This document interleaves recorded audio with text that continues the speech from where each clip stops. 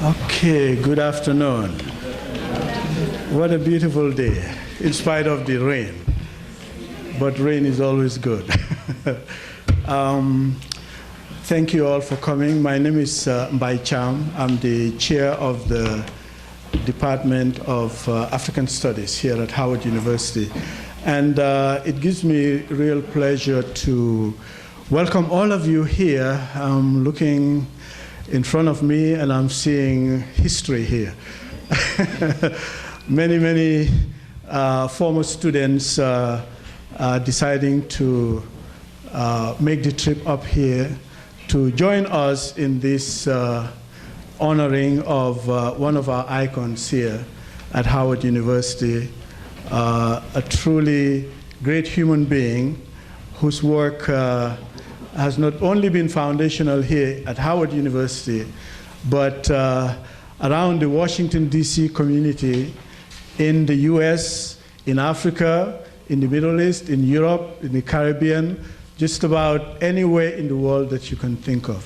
So it's really, really a pleasure that we're able to do this tribute in honor of my elder brother, my friend, and my colleague, Dr. Sulayman Nyang.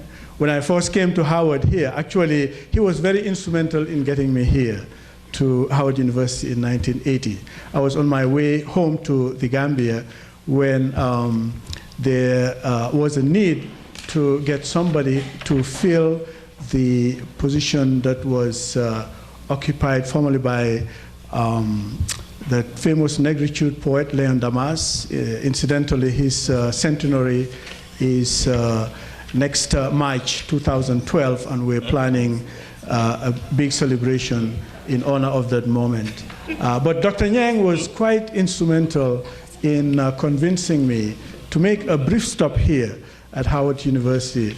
And that stop in 1980 has been ongoing, and I'm honored that, you know, I'm able to be here still with him.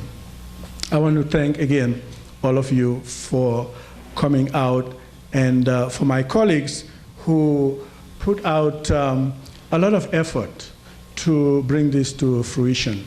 When the idea was raised in a faculty meeting last semester, it was enthusiastically endorsed unanimously by everybody in the faculty. In fact, this is something that we had been planning to do for quite some time. And I'm glad that, you know, we're able to do it today. Now, one thing I've learned going through this process is that you don't use the word tribute in honoring somebody who's still with you. Because I know. when I sent the word out, I started getting messages. Oh, I'm sorry to hear about Dr. I said, no. So this is something that I've learned. So we're really glad to be honoring and celebrating Dr. Nyang's work here with us. I want to say a special thank you to Dr. May King, who, along with another colleague in the Department of Political Science, Dr. Abenguren, he's sitting right there, have been also very, very close colleagues of Dr. Nyang. And they have worked together, traveled together, undertaken a lot of projects together. And when I reached out to Dr. King to see if she could moderate this panel here, she just told me, well, you didn't even have to ask. And we're very grateful that she's agreed to come and moderate this panel. I also want to thank all of the colleagues, former students, present students of Dr. Nyang, some of whom are on the stage here, who have also agreed to come and share their experiences with us this afternoon. We had scheduled Dr. David to be on the panel to represent the faculty from the Department of African Studies, but unfortunately, he had eye surgery, so he's not able to be here with us. There are a number of people in the audience, and I don't want to go around for at the risk of skipping over somebody, but there's a couple of people that I really want to recognize, and one of them is Dr. Shigun Badigeshin, who is the Associate Dean in the College of Arts and Sciences, who is also very, very supportive of our department, of all of the other programs in the college, which is really the flagship unit in the university. So I am going to stop here and turn it over to Dr. May King, who will be the moderator for this afternoon session. We also do have a reception following this event at 6 o'clock. It's going to be upstairs in the Hilltop Lounge. And we have also the honor of having the presence of Professor Ali Mazrui, who will be joining us in paying tribute to, honoring, honoring Dr. Nyang later on. So again, thank you all for coming out, and I'll pass it on to Dr. King. Thank you.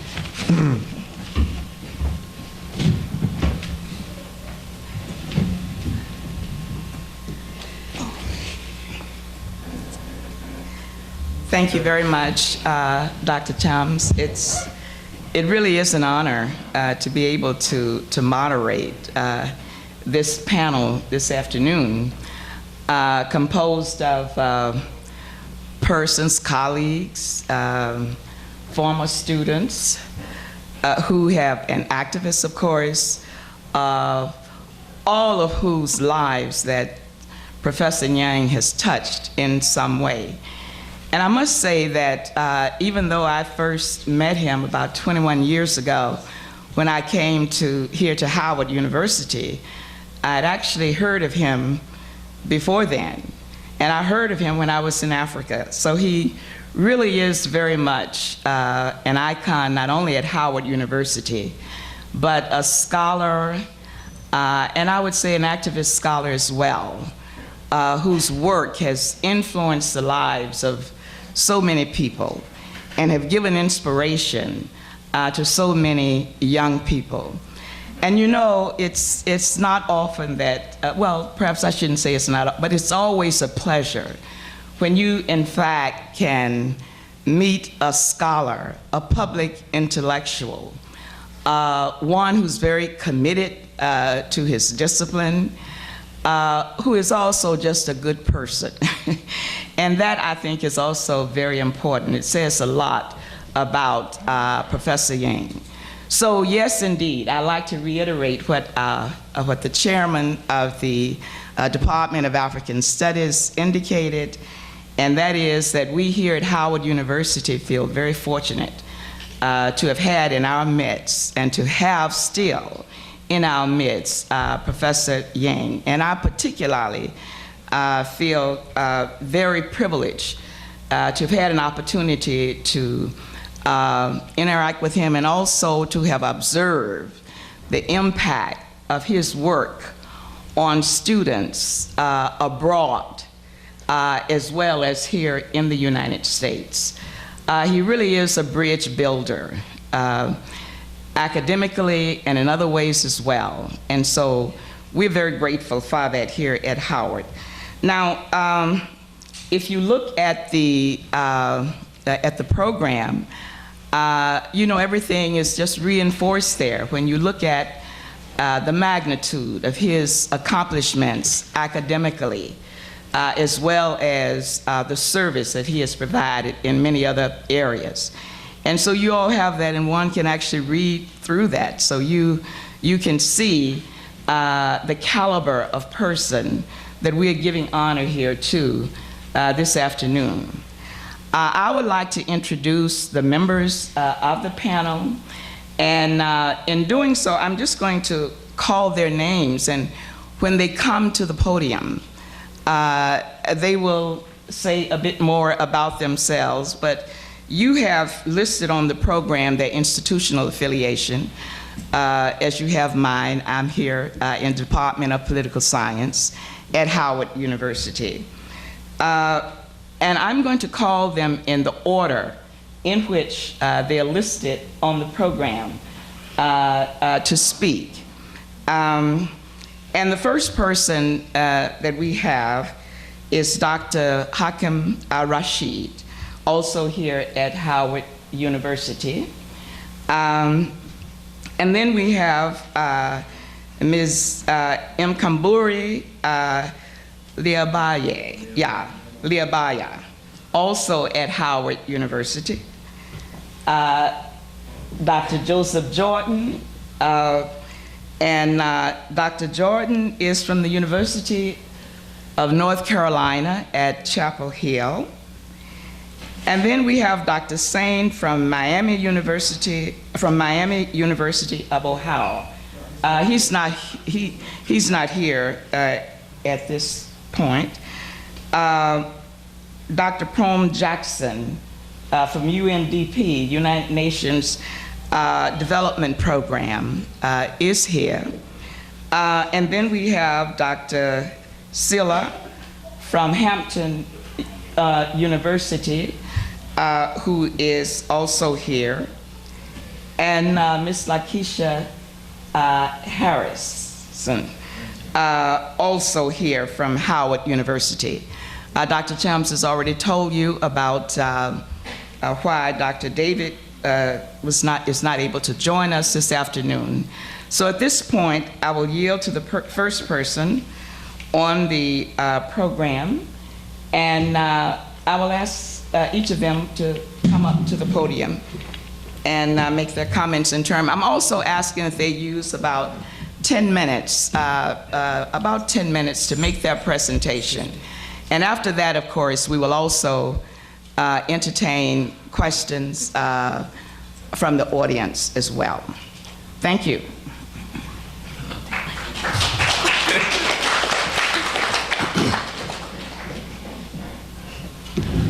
Thank you, Dr. King.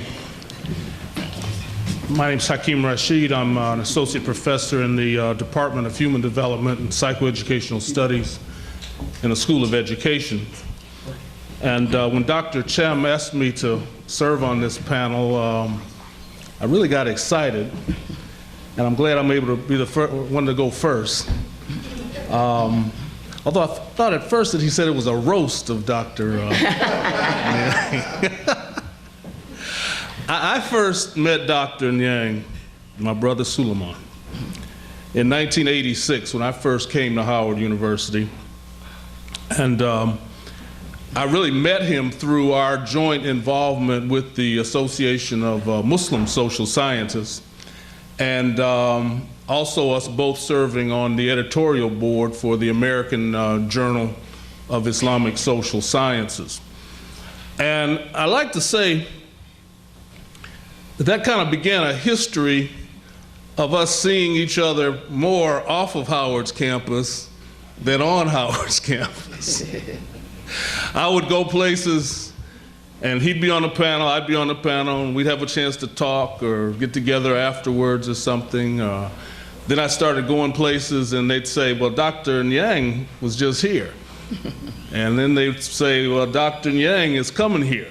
You know, and it was like, you know, I felt like either I was following him or he was following me or something, but he was always in other places and we would see each other, but it was only rare that we would see each other here on the Howard campus. You know, we would see each other periodically and sit down and talk, and at that time, you know, I was trying to understand certain developments going on in the Muslim world. And he was able to put these things in perspective for me. I talked to him about my desire to spend some time in the Muslim world. And at that time, I was looking at going to Sudan at the time, which I ended up doing. But before I did that, I wrote a little book on Muslim education in the African American community, and I asked Sulayman to do the foreword for me, which he did. And he did such a good job that it helped me understand what I wrote about. I would go into places, I would do book signings, and people would say, well, what's your book about? Or what are you talking about here in terms of socialization of African American children? And I would think and say, well, I would quote Sulayman's forward in my book. That's what I'm talking about, you know. So he had a profound impact on me in a variety of ways. I did go and spend a year as a visiting professor at the University of Khartoum in Sudan, and you know, had a chance to run that experience past Sulayman when I got back. And when I got back, I was also in preparation to do a Fulbright fellowship at King Saud University in Riyadh, Saudi Arabia. And knowing that Sulayman had spent time in the Middle East, and you know, even when I was in Sudan, I would talk to certain people at the University of Khartoum and tell them where I was from, and immediately, do you know Sulayman Nyang? Well, of course I do, you know. And same thing in Saudi Arabia. I'd mention it to people at King Saud University. Well, you must know Sulayman Nyang. And of course, sure, I sure do. But again, he helped me put these experiences into perspective in terms of understanding certain things going on in the Muslim world. And one of the things that I'm so grateful to Sulayman for is that he has astutely recognized the unique potential of Muslim African Americans in both the discourse relative to Islam in America and also the emerging transformation of the Muslim world. You know, I think that what we see going on in terms of the so-called Arab Spring, in terms of the transformations that are rapidly happening in the Muslim world, he and I have talked about these things. You know, we've had a chance to you know, engage in some pretty serious discussion about these developments in the Muslim world. And I look forward to those dialogues in the future. And to just conclude, I just have to say that he has been extremely supportive of another recent effort of mine. I decided to branch off into the area of fiction. And I've written a novel, and I'll just say that it's about the first Muslim president of the United States. And Sulayman was very supportive of that. I'm not going to tell you the plot. I'll just tell you it's not Obama. But Sulayman has been very, very supportive in terms of passing the word about the book. And again, I look forward to some more dialogue with him about directions that we can go, particularly as we talk about the future socialization of Muslim youth, both here in America and around the world. So thank you, Sulayman. You've been a great influence on me, and I just look forward to our relationship in the future. Thank you. Thank you. Okay, Ms. Yes.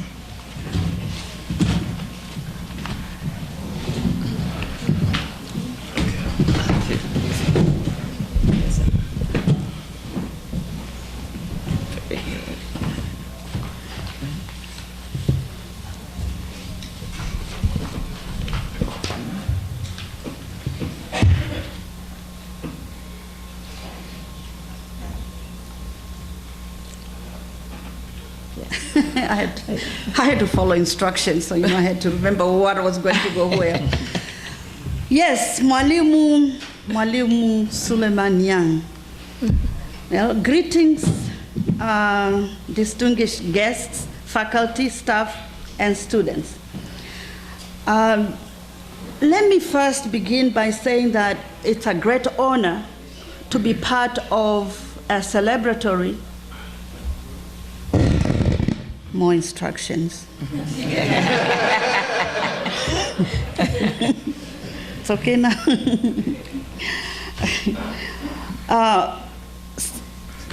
Let me first start by saying that it is a great honor to be part of a celebratory event that marks the accomplishments of my brother, teacher, colleague, and friend, Mwalimu or Baba Sulayman. We go a long way back. When Dr. Cham asked me to be part of the Palaver in your honor, I thought to myself, my God, has it really been that long? It seems like yesterday when I rejoined African Studies program and you are chair of the department.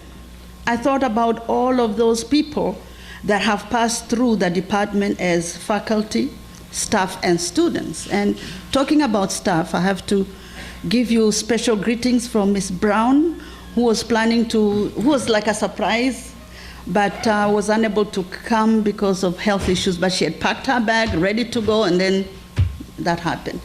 Okay, so she sends special greetings to you.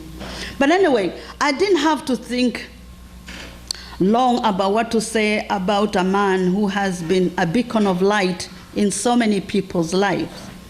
Well, when I think of Professor Nyang, there are three words that come to my mind: astute, faithful, and punctual. Yes, I said punctual. Mm-hmm. Let's first look at the word astute: intelligent, judicious, and perceptive.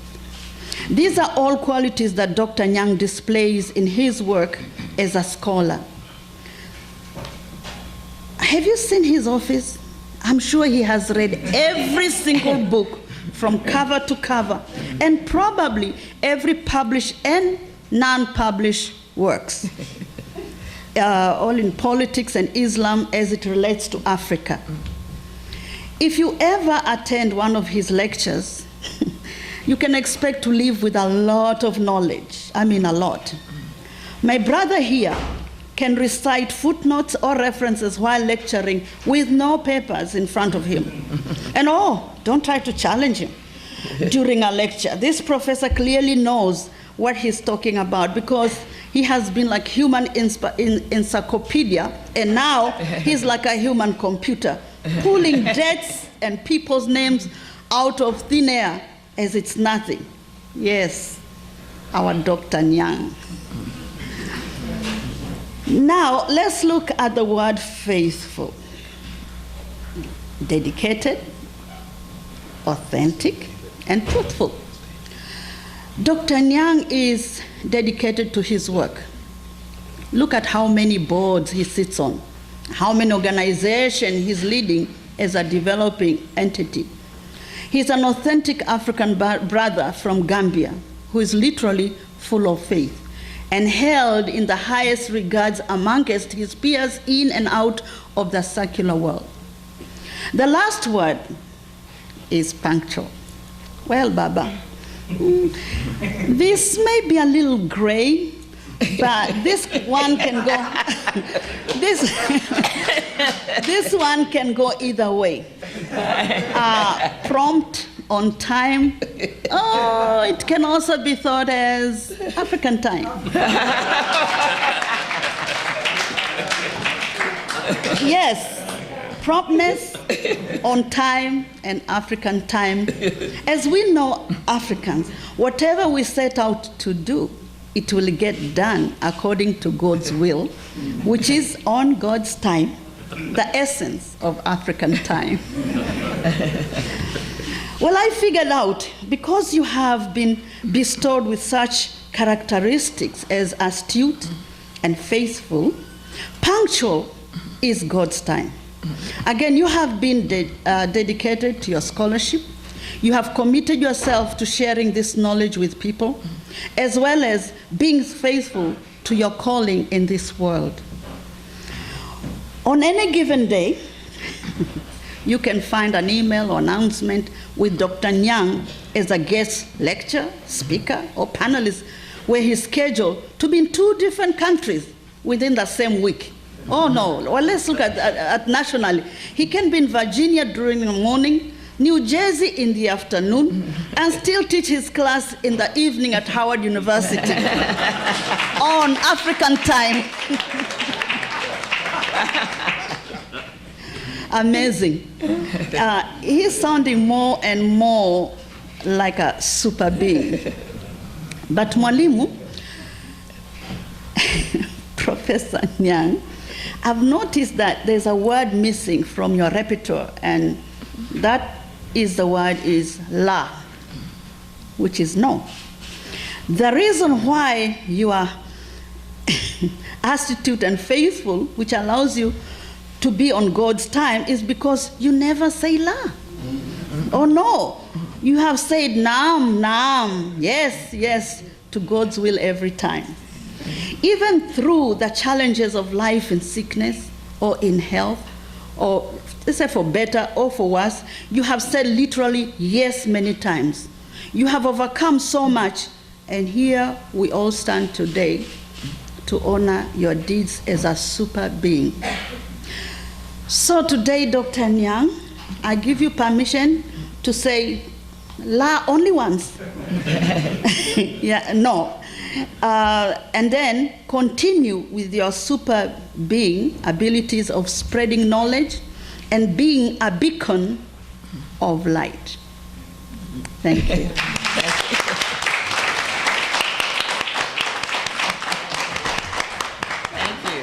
you. Yes. Dr. Jordan, yes.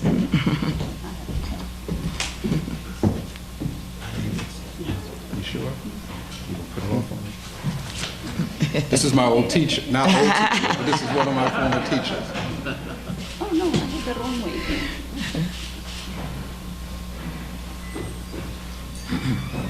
Still on African time.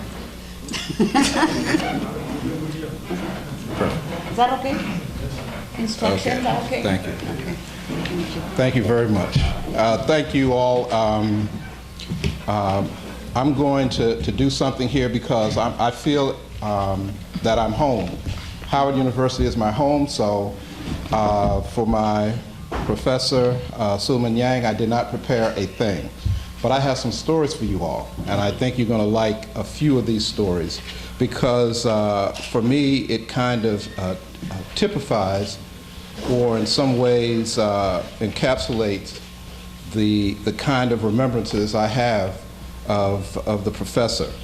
I want you, well, some of you can't, but for many of you to think back to 1979. That's the year that I came to Howard University. For some of you, that's an unimaginable long time ago. However, for me, it was a very important moment because it was the moment that I was ushered out of a fog of educational ridiculousness and into a community that taught me something that I've not forgotten to this day. For many of you, you might try to think about what was happening during those years. There were struggles still going on in South Africa. Even though Angola supposedly had come out of struggle, there were still issues there. Zimbabwe was in the midst of a liberation struggle. Throughout Southern Africa and other parts of the continent, there were struggles going on. And at that point, at Howard University, we had individuals from almost every one of those countries and from every one of those countries in my classes. So, the point I want to make to you is that Professor Nyang, Mbai Cham, Wilfred David, Amkamburi Sheila, I guess your name is something different now. You got married? Yes. People get married. Oh, what? Okay. All right. I have to let me digress very quickly. I spent my time putting together a proposal to do my dissertation research in South Africa. Well, at the time, I was an activist, an anti-apartheid activist. So when I applied for a visa to go to South Africa, they wouldn't let me in. So very quickly, I had to retool, and I ended up going to Kenya. So I took Zulu for 2 years and went to Kenya. Did me no good. So I came back and I said, well, now I need to study Swahili. Mkamburi Sheila was the Swahili teacher. And after 2 terms, she says, I think you should stick with Zulu. So I am the proud possessor of a less than elementary knowledge of Swahili, but I never forgot that experience. But I do want to get back to what I want to call the intellectual atmosphere at that moment here at Howard University. You cannot imagine the electricity that was in the air every day. In fact, at the same time in the Caribbean, in Grenada, and in other parts of the Caribbean, there were struggles going on, and people engaged in those struggles were right here at Howard. In fact, we had Mozungu from the ANC sitting in our classes. We had a brother we simply called Chimurenga from Zimbabwe sitting in classes. When we talked about Mozambique, it was not an abstract discussion. We had professors that were engaged in the struggle. We had Barakat Selassie from the Eritrean People Liberation Front. So our education was not always in the class. You could go in the hallways with Professor Nyang and others, and that's where I learned. The class was a formality, but I always say to people that my experience and the way that I try to teach now is the way I learned here at Howard University. That is, I try to, in fact, give you a little parable. This is something that I found afterwards, because for me this typifies what we see with Professor Nyang. There is a book called Arctic Dreams by a gentleman named Barry Foster. Arctic Dreams, you know the book, of course. Arctic Dreams is about Inuit community, indigenous people here in the Americas. But it's a very, very interesting kind of parable, because it parallels to me what you see in many African cultures in different parts of the continent. And the story is about a young boy, and there's a piece in the story that talks about a moment when the young boy goes out with his grandfather. And the grandfather goes out with him on a boat, a very small canoe, in a very large ocean, of course. And throughout the entire trip, the grandfather says nothing. When they come back in, they ask him what he learned, and he says, I don't think I learned anything. Well, this kid had gone out, had navigated, had learned to do all of the rowing himself, and come back without his father saying a word. The term that they give the father, the name that they give the grandfather, is Lumentag. And the definition of Lumentag is one who creates the conditions for wisdom to reveal itself. So, when I think of Professor Nyang, and when I think of the foment and ferment at that time, this is what we had. We had arguments, we had fights in the hall. It was fun. I mean, we're laughing, but I'm serious. We had knockdown drag-outs in the hall. I remember when the hostages were taken at the embassy in Iran, and all over campus and throughout Washington, D.C., people were talking about fatwas and holy wars and jihad, not knowing what the heck they were talking about. And out of this mist comes Professor Nyang, says, just wait. And you could see his editorials in the paper explaining to people how they had misunderstood, how they didn't understand. To me, that is the definition. I mean, I have personal issues with notions of public intellectuals. I have particular issues with notions of intellectuals separated from communities. If there's a notion of an intellectual, I think the Gramscian notion is probably more along my lines. This idea that there are organic intellectuals from every community. Those are intellectuals that grow up because of the need for struggle in particular communities, and this is what we see with Professor Nyang. He was a smiling, always young. I cannot imagine him. Whatever time we're using, I always see his eyes dancing in the hall. You know what I'm talking about. He is a absolutely delightful gentleman in the African notion of gentleman, all right? That there is nothing that you ask that he wouldn't do. I see my classmate Brenda sitting in the back too, so she knows what I'm talking about. Brenda was 10 years younger than me though at that time, so she's not in that age group. Right, but I'll say these last couple of things. One of the things that stuck out for me is that Professor Nyang always encouraged us. You can see that we were rather brash. This was also the time that the president's office was taken over. A whole lot of, it was wonderful, but it was crazy. It was wonderful, but it was crazy. And he always encouraged us to think critically, and then to act on your conscience, all right? One of the things I have to deal with students now who want to come in and say, we saw you guys took over, we want to take over too. So why you want to do that? I don't know. I mean, you know, you guys did it, why shouldn't we not do it? Well, what are your objectives? You know, what do you intend to do? What do you hope to come out of this? Will your institutions be better if you do this? These are the kind of lessons that we learn in a very, very quiet way, in a very unassuming way. And for all of the impetuousness, all of the uncritical actions that we took, you can be sure that we never felt too sheepish or ashamed to come back and speak with Professor Nyang about this. I'm one of those people who graduated in 1983, but didn't get to march until 1984, because at commencement in 1983, George Bush was speaking. And I was not going to let that man hand me my diploma after having done all of this. And I remember saying to Professor Nyang, what do you think about this? He says, man, you got your degree, you know, it doesn't make a difference. Go ahead and do what you want to do. So I did that, came back the next year. My mother was pissed. My mother was pissed. She says, you know, this is the longest degree that I've ever heard of in my life.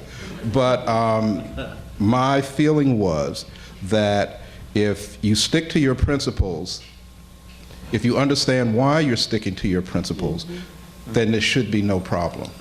We have a genuine, organic intellectual on this campus. He is a man of the people. He is a man of the continent. He is someone who speaks very, very clearly across people from different backgrounds. And you can look at the audience today at the range of folks that have showed up, not to pay tribute. I understand that we're not supposed to be paying you tribute. I couldn't pay you anything anyway. You know, I'm just like you, I'm teaching. You know, in fact, I'm happy to be doing anything these days. So I want to end. I know this has rambled a little, but there are a lot of things that we could say about our senior brother here. But more than anything else, I guess we could all understand why we all want to say we love you. And we want to see you continue to do the kind of things you're doing and being the example for other folks. Hi, how are you?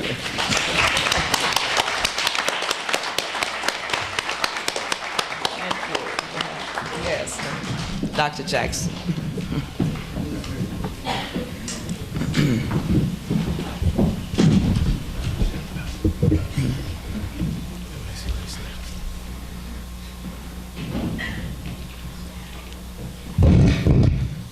Sukai from Jackson. I'm from the Gambia. I'm a junior. I'm a junior sister of Sulayman Nyang. In this panel, I'd like to talk about not the man, but what we call Nitki, the being. His challenges for Gambians in the diaspora and for development effectiveness. And as a panel member from the Gambia and as a junior of Dr. Nyang, I'd want to say it's quite an impossible task. I think living in the African American community, you all know the drama of a big sister, right? We have the same in the Gambian culture. It's the impossibility of an older or the oldest member of family. And tell you, you stand next to them and they say, well, you're trying to measure against me? So you decide you'll walk behind them, and they say, well, so now you have no aim in life but to follow me? And so you decide, okay, I'll walk in front, and you know what the response. So now you think you're better than me. All right? So you figure out soon enough, you better create your own space. And the elder would signal to you, create. But he will turn around and say to you, but do not wander off. It has a deep meaning. You stay connected. And that's the word Dr. Nyang continues to use, the connectedness. And I stand before you quite humble, actually, not to talk about Dr. Nyang, but to meditate and make some observations. Likely because in our culture, as a sister, to talk about somebody that's my own is not something we do. Somebody else has to talk about you. If you do, you're not a nit, you're not a human being. So I'm not here to talk about Dr. Nyang. I believe the audience actually is talking about him. So I'll share some points. Furthermore, if I were to elaborate on anything, I bet you at the end of this session, he's going to ask me, who made you griot? So I'm not going to be a griot, to make the statements, but a couple of observations. And I thought the best way was actually what I would talk would be in two parts. One is a dialogue on Sulayman, and it's a Gambian perspective on Sulayman. I always say Sulayman as my brother, he's Dr. Nyang. And this is a dialogue with a Gambian who grew up with Sulayman and came to the United States with Sulayman. And I said to him, and I want you to listen carefully, because what I'm saying has a lot of sociolinguistic elements in it, and an understanding a bit of African philosophy and modes of thinking. I said to this gentleman, let's call him Gorgi. I said, I'm going to attend, an award, a lifetime award for Dr. Sulayman. And so I went on to elaborate on the progression of his work, the diversity of the angles in presenting truth and knowledge, the historical, philosophical, psychological, religious. And then I stated that the marvel of it all, actually, is the way he links all of these different disciplines into like a knitted kit, So then I submitted in my logical way that Sulayman must have been one of those children who slept by the window under the full moon, and he was listening to the stories from the grandparents, while some of us were running around acting crazy. And Gurgi, the colleague, he responded in Wolof, Sulayman, dafa musdimaga. And that means is, Sulayman is a person who was born before all else. He was born with the ancestors. He was actually born old, meaning he was born with knowledge. All right? And the colleague went on. He said, you don't see the person. He's small. And, you'd understand this more if it's spoken in Wolof. He's small, but you see his eyes. And you hear him. And you hear the joy in what he's talking about. In fact, he takes you with him in his speech. Note the word speech. And just when you think he's pausing, he takes you again in his talk, and you follow along. And if you're not careful, he transforms you. And the gentleman goes on and he says, Nitla, meaning he's a being, ak xol bu rëy, and a big heart. Okay, we meditated for a while. And he went on to say, he's got not the talent of a historian griot, but he talks like a sage. And that's a big difference. Digger, we agreed, meaning true. And I interjected and I said, I'm being very Western in my thinking, a 360-degree man in his coverage of the issues and the realities of the world, and of truth and about people.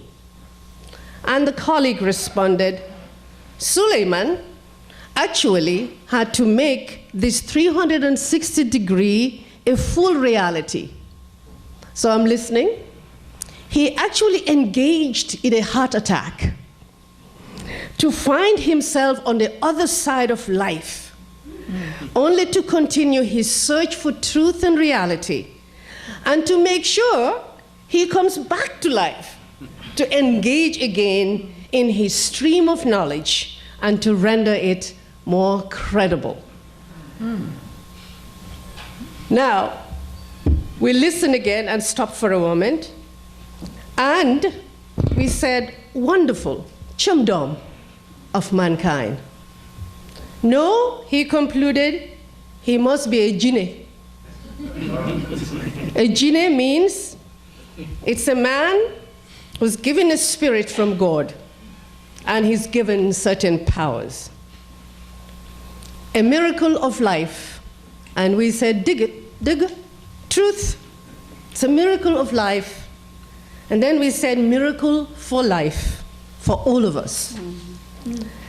Now, we did not, the two of us stopped, we did not venture to the next stanza, knowing we would have elevated Sulayman beyond Muhammad and Jesus Christ. So we stopped, humbled by our very nature as human beings and fearful of the unknown. That's a dialogue from Gambians about Sulayman and from a colleague who knew him from way back. And I hope you understood the meaning behind a lot of what was said.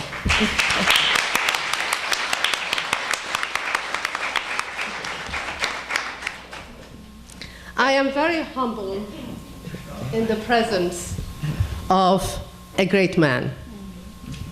And I thank you for this invitation to be in this panel exchanging knowledge systems. I am also very fearful. This is a man who every time I meet him, he makes me an instrument and he gives me more responsibility. And he joyfully tells me, to whom much is given, much is expected. And he opens his eyes. I'll give you an example. I'm a graduate of Howard University from the Department of Psychoeducational Studies. After our graduation, Sulayman held a party for me, and I was so happy. It's like, great. You know, I tell you the purpose of the party. He invited a lot of young graduates from Howard and Gambians. He told them to come, what we call Tasu Chibarkebi. It means to actually be part of the blessing, to touch the blessing. And that day, I thought I would be dancing and having fun. I had to stand there, and all these young people come to touch my head, because the wonder of it all was that they need to be immersed in the blessing. Then he turns around and looks at them, and he said, you just don't take it, you make something of it. And he opens his eyes around everybody. So it put us all back into a state of understanding and meditation. I'm glad to be, and I'll tell you more recently, I had a tea party to discuss poetry by Tijan Sala. And I thought, wow, we've been planning this 6 months, finally got it off the ground, and my role is done.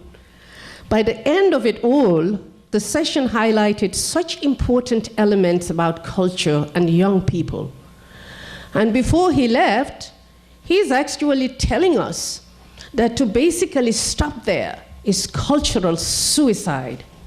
But not only that, it's actually a personal death on my side, unless I actually took up the challenge and started going beyond the poetry to address what it means for young people that are young Gambians as well as young Americans.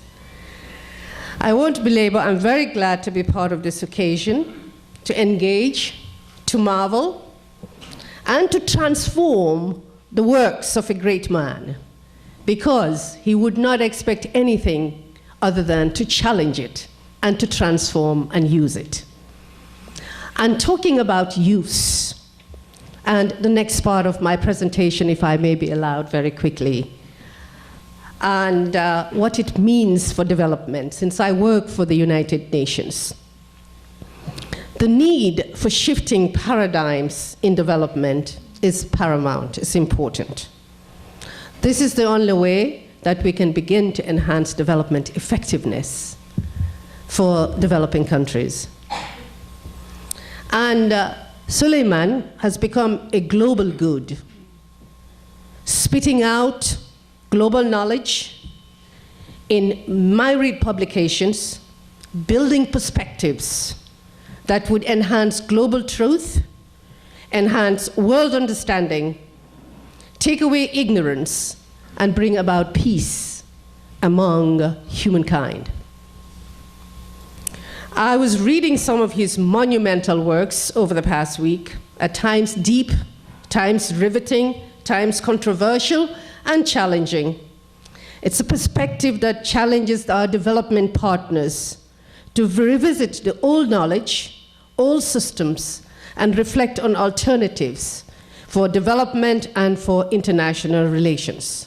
And this is knowledge which is well-founded on research and studies. Sulayman's work represents the voice from the South. You know, we like these little cliches, voices from the South, the indigenous people, you know, but this is a voice that departs from knowledge systems, which combine both experiences from the North and the vitality of knowledge from the South. And it is presented with an honesty in addressing issues, and it's not bounded by political agendas. And that's what makes it very refreshing, you know, from an analytic point of view. I am not praising the man because he would kill me afterwards, but basically an observation about this type of work and what it means for development. Now, this is the perspective that's needed in development. In the United Nations, we're trying to be more inclusive in using knowledge paradigms, and we talk about national ownership. It means we're including other people, the actual countries we're helping, not only in implementing what we figure is the best hypothesis, but even in seeking to use the knowledge systems. However, we actually get challenged because now we have imposed our own concept of national ownership without knowing what it means. That's a challenge in itself.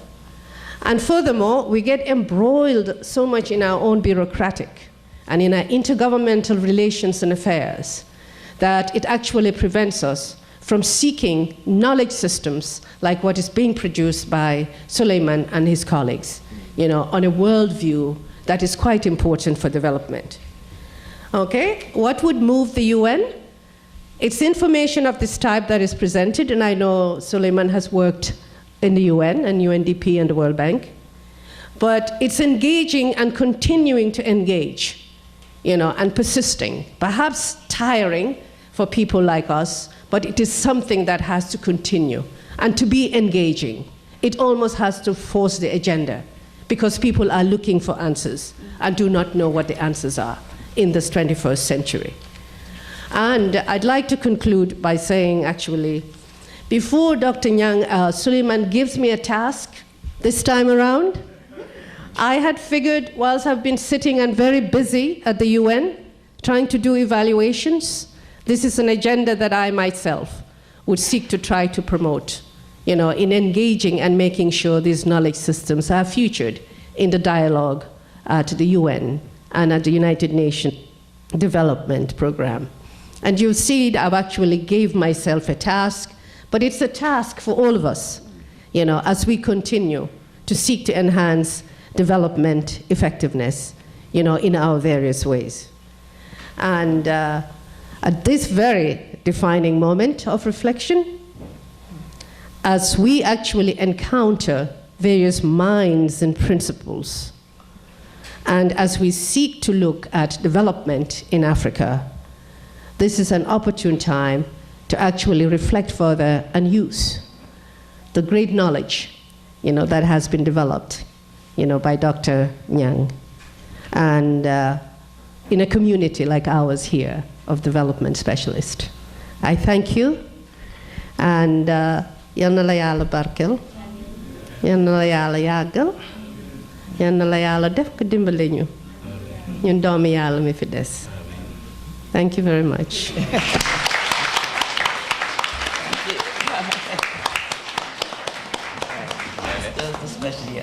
Dr. Sila.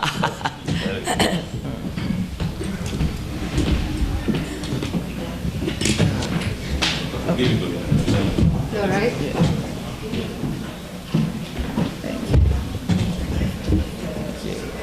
Thank you.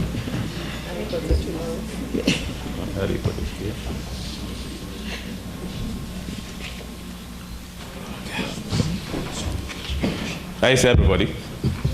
Everything all right, right? Yeah. Well, today is a blessed day actually for Dr. Nyang. See, when I was in high school, my first year in high school, a Catholic school, the first book we read in literature was The Merchant of Venice, where Shakespeare says, "The quality of mercy is not strange. It droppeth a gentle rain from heaven upon the place beneath." Rain purifies our body and also is a blessing. So Dr. Nyang received two blessings today. The first blessing from the Almighty God, and the second blessing from his fellow human beings who are here today. Now, when I received the email from Dr. Cham concerning my participation in this panel, I saw the word tribute. But in Africa, we are not allowed to talk back to our fathers, mothers, elders, and our karamokos. Karamokos mean teachers. Then I said to myself, I said, Dr. Cham, Dr. Nyang has a long way to go on this earth. He's not going anywhere yet through the power of the Almighty God. But I look at it again, the date was wrong. I said, well, this time I have to inform him so that he will not be embarrassed. I said, Dr. Cham, Wednesday is the 16th, not the 18th. He said, oh, I will correct that. Now, my speech here is going to be around religion, because the man we're honoring today, actually, is a Muslim, a Christian, and a Judaist, because he covered everything concerning these Abrahamic religions in his writings. So somebody have to what? Talk about that. Of course, I decided to jump the, what we call here, the tradition or the conventional way of presenting a speech here, because my learned sisters took part of my time, and I willingly agreed. Mr. Chairman, that's Dr. Cham. I'm sorry. King. Yeah, Dr. King, I'm sorry. Dr. Cham, distinguished scholars, administrators, students, children of all ages, ladies and gentlemen. First of all, I would like to ask your patience in that I cannot participate in a gathering of this nature without making a reference to God and religion. So my presentation will revolve around religion, and it will be connected directly to Dr. Nyang, based on the way he carries himself around the globe, not only in the United States, and his fear, love, and respect for the Almighty God. For nothing good will happen to man without the support of God. The man we are honoring today has a great quality of patience. That's one thing somebody talked about it, but they didn't emphasize it or connect it to religion.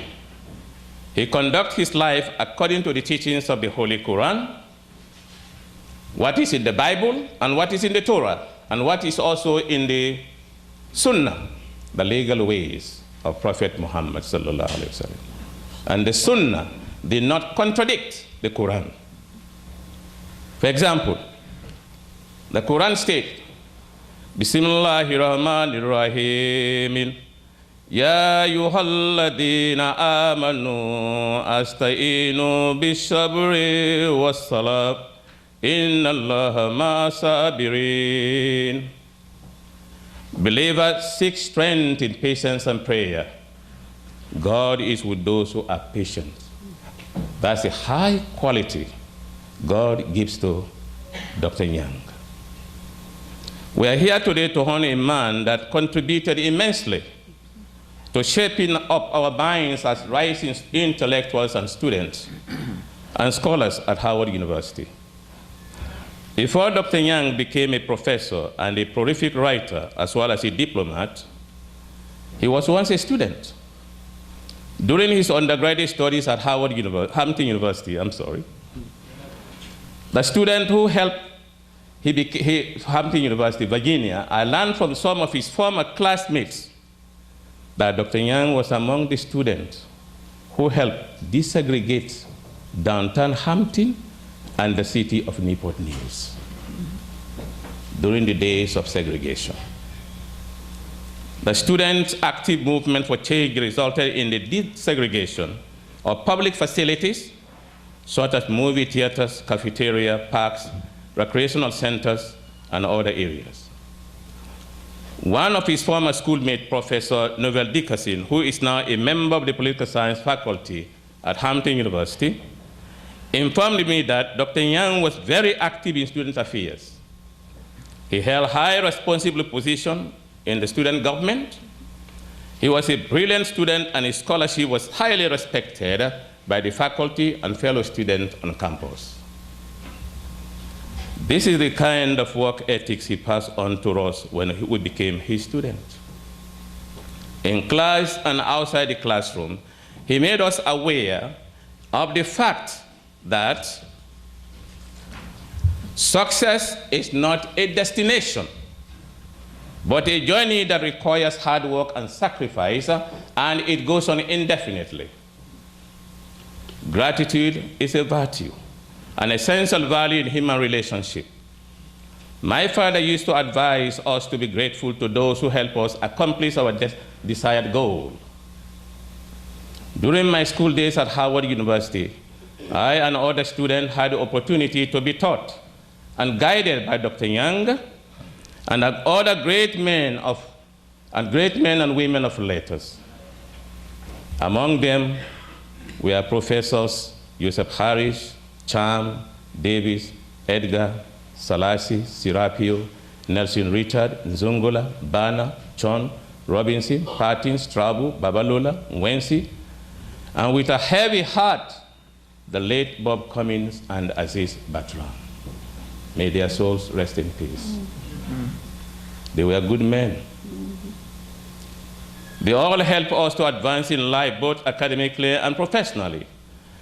Outside Howard, I learned a lot from Professor Mario Azevedo when I attended Jackson State University. Indeed, in life,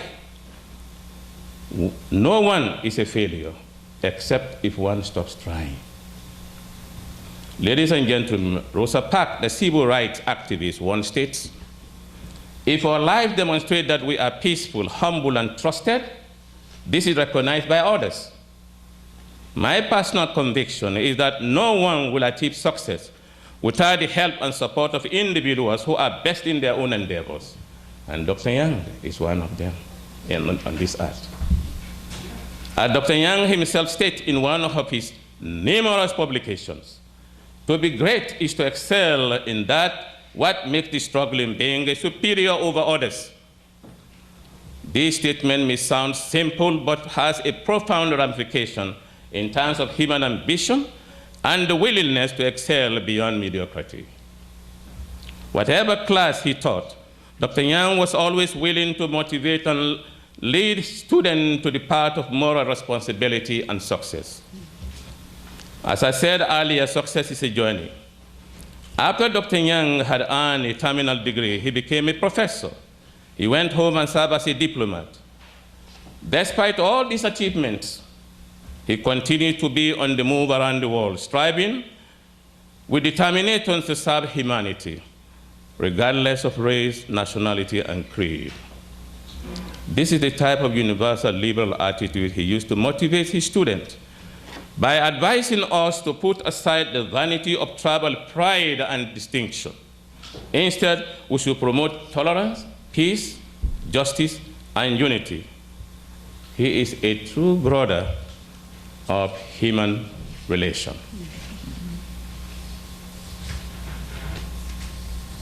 I'm sorry. His belief in and pragmatic role in the promotion of the concept of the spiritual kinship of humankind into reality is not without notice. These are all contributing factors in raising his stature in humanity. Like a game, life is a game of choice. Dr. Nyang always advised us to do excellence in every choice of our life, which shows his discernible commitment to the success of his students. I can attest to the fact that his proficiency in English language and the display of his wisdom and scholarship in class were beyond our imaginations. Today, he continued to serve Howard and the world at large with distinction. Dr. Nyang grew up in multicultural societies in West Africa. He spent part of his adult life in Great Britain.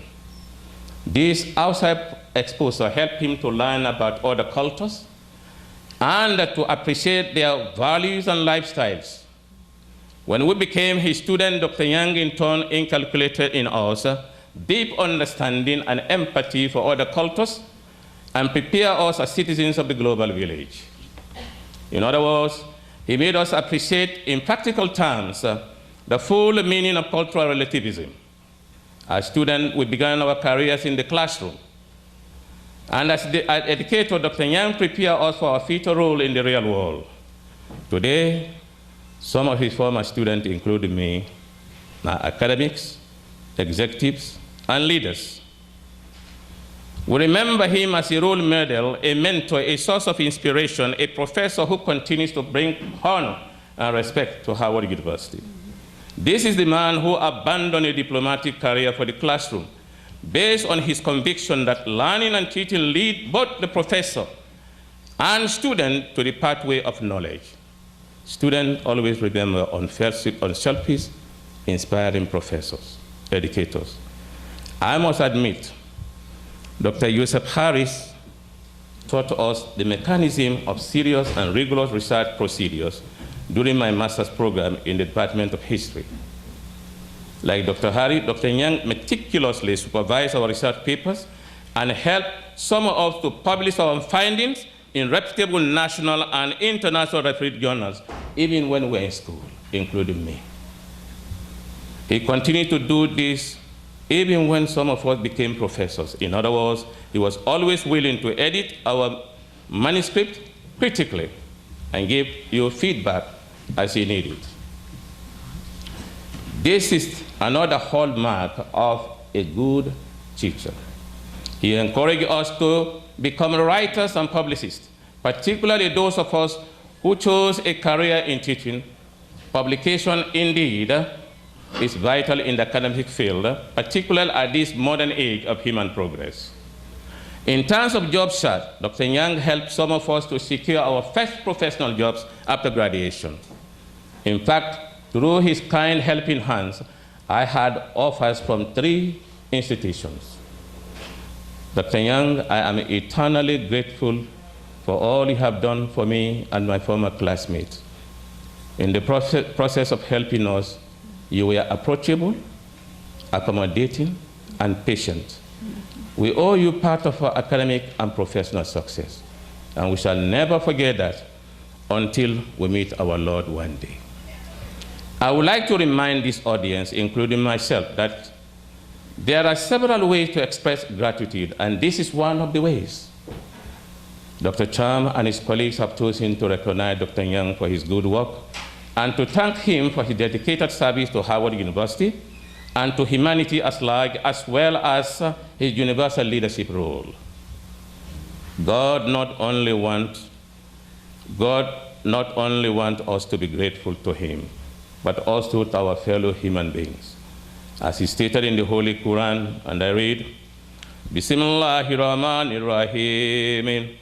Inna safa wal marwati min sha'airillahi faman hayal bayta aw al-atmara fala yunaha alayhi an yatawafa bihi wa man tawa'a khayran fa inna Allaha sakirun alim.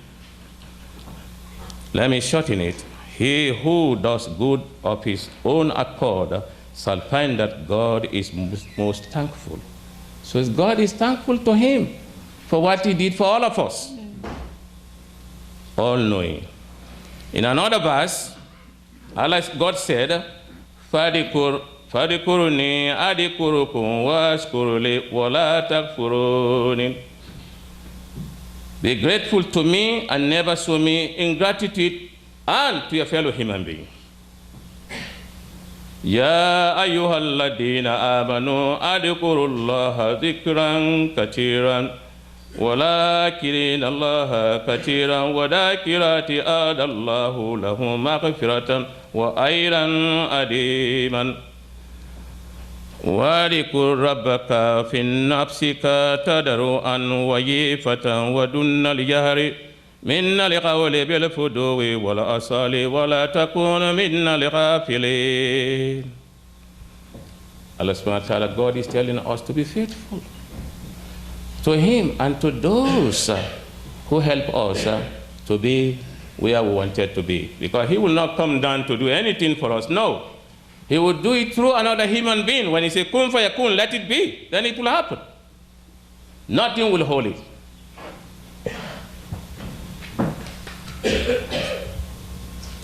Let us imagine this scenario. Even God the Almighty is thankful to his servant for our good action. As short, he expects us to show our gratitude to our fellow human beings. God's compassion and kindness to any of his servants is decreed through other human beings or any of his chosen forces. For humans, we show our gratitude either openly or discreetly. I agree with Dr. Cham wholeheartedly when he noted in his email he sent me by honoring Dr. Nyang as a great and kind scholar. Dr. Nyang is a highly quality professor. To him, a classroom is not a crowd, a bunch of students. He considered each student as a unique individual with distinct personality traits, different learning needs, and aspirations. And that's what he gave us, including me. When I conducted a field research in West Africa for my doctoral thesis, I had the opportunity to meet Dr. Nyang's family in Banjul, the Gambia. He comes from a good family, a kind and respected family, a well-educated family in Islamic tradition and Western education. I was overwhelmed by the cordial and hospitable reception I had from his parents, his siblings, relatives, and friends. One of his cousins, Babuka Gay, was gracious enough to be my guide and interpreter. Dr. Nyang's late father and mother were highly intelligent couples, yet they were humble. By my own observation, when I politely and humbly interacted with them in Banjul, their humble nature reminded me of their son, who is blessed with similar humble and kind character. I concur with the African wisdom and saying, a good habit raised as a child will grow up as an adult. To be a parent of a world-class scholar like Dr. Nyang is a blessing from God. One more area Dr. Nyang made an impact on Muslims, Christians, and all other students is his active participation in the interfaith dialogue between the followers of Abrahamic religions and other faiths. If there is anyone who doubts his universalism, read his books and articles on this subject. As Dr. Nyang himself stated in one of his publications, Islam in the United States of America, which was published in 1999, and I reviewed the book, and the review was published in different journals, that dialogue among believers, this is him talking now, in Abrahamic tradition is a necessity for tolerance and peace, unquote. In hindsight, he is following God's commands in the Bible and the Quran. For instance, in the Bible, Genesis 17:15, God the Almighty states, Abraham, I have made you the father of a multitude of nations. Similarly, in the Quran,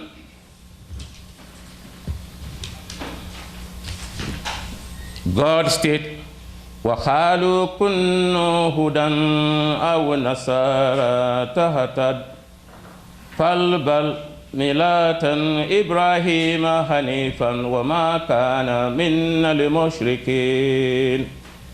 We follow the faith of Abraham, who was truly devoted to God.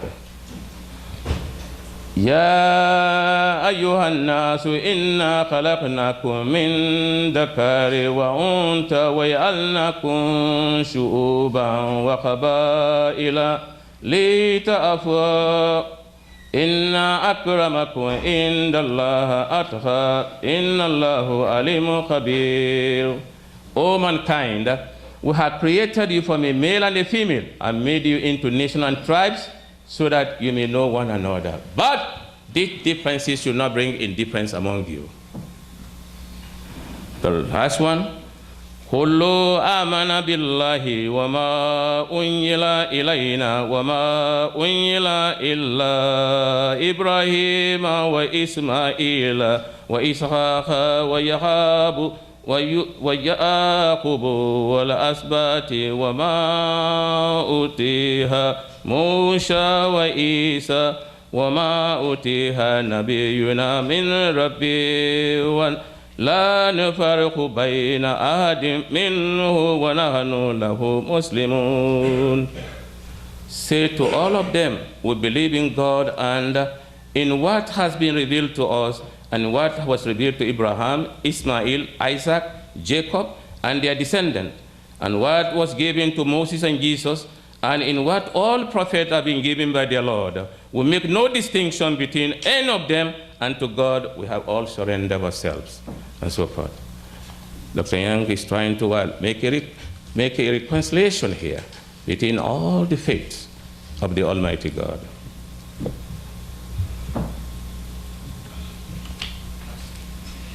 I left something out. Okay.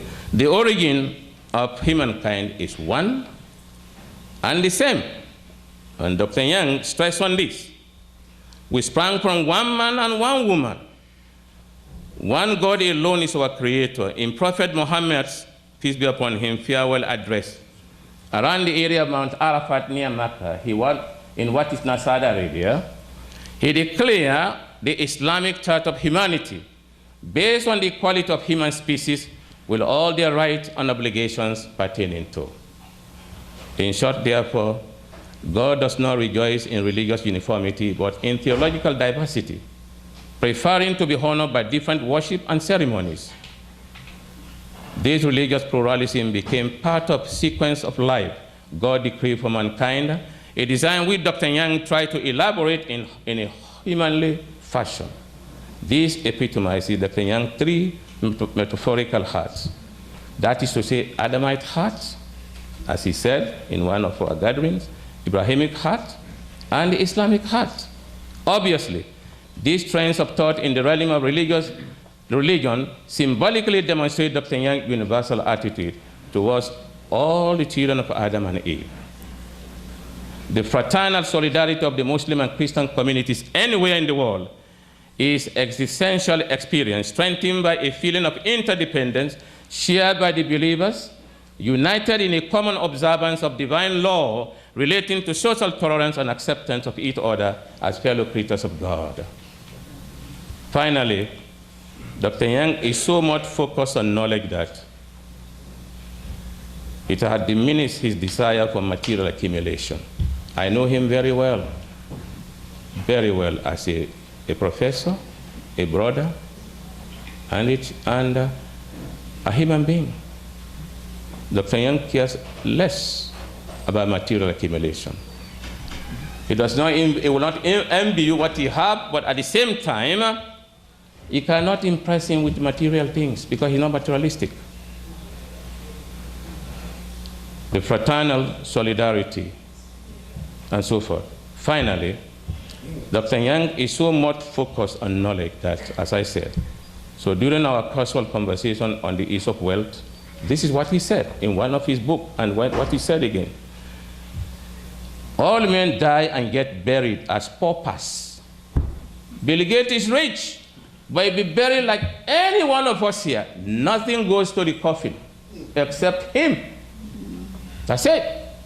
Nobody's pharaohs today to say they're going to build all kind of monument and fill it with material things and so forth. No, we are believers of God. So we go simple as we come what? Simple and so forth. We came from our mother's womb naked. Those are one of the signs of the quality of what? God. The grave is also another womb to the next world and so forth. That's one of his signs again in terms of equality among men and women and so forth. Because I came in peace, I don't want to live in pieces. So I'm using the word men here as a generic term. Okay?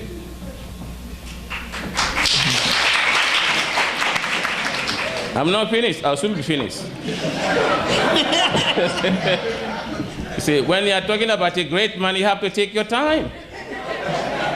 So let us be patient. Very good. Okay. This said, all men die and get buried as paupers to rot in the earth's bosom and then be dismantled piece by piece by maggots. Indeed, life on earth is but a deceitful benefit, and paradoxically, too short to be wasted and too short to be taken for granted. Dr. Nyang, you're a good man, a friendly person and a faithful friend and brother with a forgiving heart. Zainab and her generations to come will continue to serve as symbols of a union between our respective families. You're a true pan-Islamist, a pragmatic pan-Africanist, and a committed universalist. We were hungry for knowledge, and you fed us well with it. We are related by clan. I didn't know that until we met, the day we met. May God reward you abundantly. May God reward Sulayman the Junior and Daps, my good friend who is now married. I wish I had married her. Thank you very much.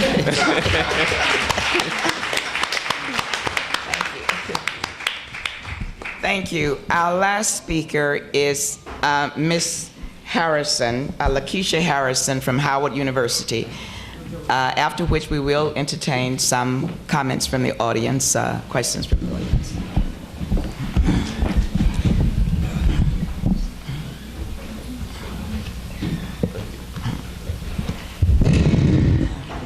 Good afternoon.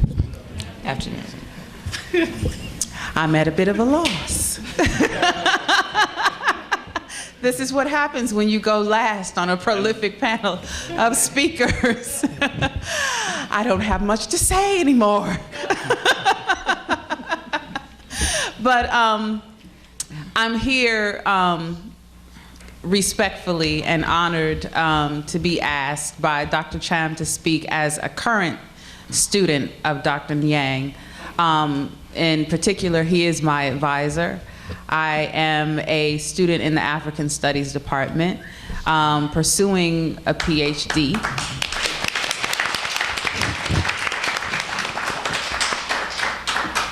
And I come to the department by way of many different paths, but specifically or more directly, the Divinity School with a master's in religious studies. And that is when I first encountered Dr. Nyang. My concentration was on African and African American religion, presence in Christianity, and so I wanted to step out of the Divinity School to take courses on Africa. There were some there, but of course, I scanned through the course listings and offerings in 2006 and found religion and social change in Africa. And I signed up for that class, had no idea where the African Studies Department was, had no idea who this Dr. Sulayman Nyang was, but I was excited about having the opportunity to learn more about the role of religion as an agent and instrument of social change. And boy, did I learn. And actually in that class is where I started my journey towards my PhD, because my final paper in that class has become somewhat the foundation for my dissertation research. But what I had wanted to talk about, and I guess I will continue to talk about, is Dr. Nyang as an advisor and as an instructor. And I preface my statements by mentioning my time at the Divinity School specifically because my experience with Dr. Nyang is, as has already been said by many people, an experience not just of him as a scholar and an intellectual, but also as a man of faith. You can't talk about Dr. Nyang as a scholar and not also talk about him as a man of faith, because those two things are inseparable when it comes to him. And in particular, what I love about Dr. Nyang is the rare ability to be a committed person of faith and a critical scholar of faith at the same time. That is a very, very, very difficult line to walk. But Dr. Nyang not only walks it, he walks all over it. He masters it because he is both and at the same time, not either or. And too often in the traditions of academia and religious studies, you have to be one or the other. And Dr. Nyang, faith cannot be absent from his walk as a scholar. But it also is not absent from what he does as a professor and as an advisor. Because Dr. Nyang has an incredible background in multiple faith traditions. He is, obviously, as we know, he is Muslim and a faithful Muslim. But as Dr. Salah just said, he is also a faithful student of all religions. Because he respects and understands that religion is tied to our humanity as people, and therefore that also what also comes forth as a professor and as a scholar is his faith in humanity. His faith in human beings to be the best that they can possibly be, which translates as an advisor to students, his faith in us as students. Faith is inseparable from his teaching and from his guidance as a professor when it comes to students, because he wholeheartedly believes in every single one of us. He believes in whatever it is we believe in. I don't think I've ever heard Dr. Nyang say to me or any other student, no, that doesn't make sense. What he will do if we say something that really, truly, actually doesn't make sense, is he will he will kind of guide us and help us find our way to what it is we really mean at heart. And that is something that is rare in a professor, rare in an advisor, but it comes from the fact that he is more than that as an instructor. He really is a teacher. And to me, a teacher is different from an instructor, because a teacher understands that process of guidance, that process of guiding you and helping you get to the core of who you are and what it is you have to offer to the world. And that is my experience with Dr. Nyang as a student, is that no matter who you are or where you come from, because of his vast interdisciplinary experience, his vast interfaith experience, he can find a way to relate to you and then relate what it is you're talking about to how it applies to aspects and issues in the world, and how what you have to say is of value and of use to the world. And that is important as a student, especially in this process of the PhD. It's the same in master's, but the PhD is a little longer, so you can get lost along the way. I'm still in the beginning. I started in January 2010, but still, it is a long process. And you can sometimes not just get lost, but begin to wonder if what you have to say is worth anybody hearing or reading when you come out of school, or while you're in school for that matter. But Dr. Nyang, no matter what, always has a word of encouragement to help you understand and be able to see your way to that end target. And he also doesn't believe in letting you linger either. He will push you and say, okay, you've done this, you've done that, now it's time for you to do this, because you have to get to the next step, because you got to get out of here. And not just that you have to get out, but the reason why he pushes you in order to graduate and get out of the system is because he wants you to contribute to the world. And there's only so much you can do as a student. But once you graduate and you move on to that next step, then you can contribute to the world in much greater ways. And one of the ways that Dr. Nyang helps students to be able to do that is not only is he a walking encyclopedia, but he is a walking Rolodex. He is a walking Rolodex. I'm telling you, he uses this narrative in class about the United States and how vast it is and diverse it is, that if an alien from another planet came down here to Earth and landed in Washington, D.C., and you met the alien and you said, my advisor is Dr. Nyang, they said, I just saw him on Mars. I know Dr. Nyang. I know him well. Dr. Nyang knows everybody. He is everywhere at the same time and knows everybody everywhere. And that is invaluable as a student when you are trying to prepare yourself for life outside of academia, and you need a job or you need connections, you need to get published, etc. Dr. Nyang, everywhere you go, is always gracious and kind whenever he sees a student and he's talking to someone to say, come, you need to meet this person. You need to know who this is. This individual does this, she works there, and this is my student. This is what her concentration is. This is what she's doing. He will literally tell your whole resume. And he does that for everyone.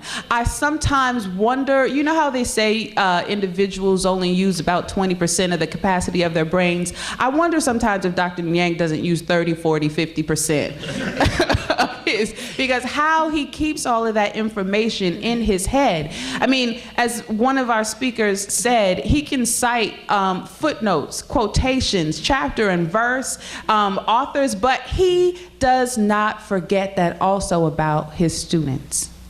He knows the work we are doing. He knows what our subject matter is. He knows what our goals are, and he helps us to achieve them. And he helps us make connections with one another as students and with professionals in academia or professionals in the outside world in order to be able to accomplish those goals that we want.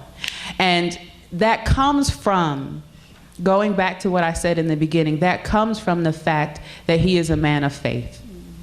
And he has faith in us as people. It's not just that he recognizes that we're quality students. He believes in us as human beings and believes in trying to pull out the best of who we are in order to come out of this place as true ambassadors of Howard University so that we represent him well, right? So I just am humbled. I had a little more organized things to say, but since most of what I had planned to say had been said by almost everyone else on the panel, I will leave it at that. It is truly an honor and a privilege to be able to work under Dr. Nyang, to sit at his feet and study, not just as a scholar, but also as a person of faith. And in particular, as a Christian of faith, to study under a Muslim of faith, and a Muslim who understands that there is no difference. There is no difference ultimately between any of us as human beings, because we are all children of God, one way or another. We walk in this life together, and Dr. Nyang brings that sentiment, whether outwardly or inwardly, into the classroom. And that is part of what makes him wonderful as a professor, because he is, as knowledgeable as he is also an incredibly humble individual. And it amazes me sometimes when I think about how many times he's been on TV. You can be in class and he just came from CNN. Running in late, oh yeah, I was just at CNN, yeah, I had an interview. And you're sitting there, your mind is reeling and really grasping, trying to grasp, who is this man that I am studying with? And it is a privilege and an honor to be able to study with him, someone who is so great and who is so knowledgeable, but who is also so faithful, not just to his religion, but also to us as students, to us as individuals. Thank you.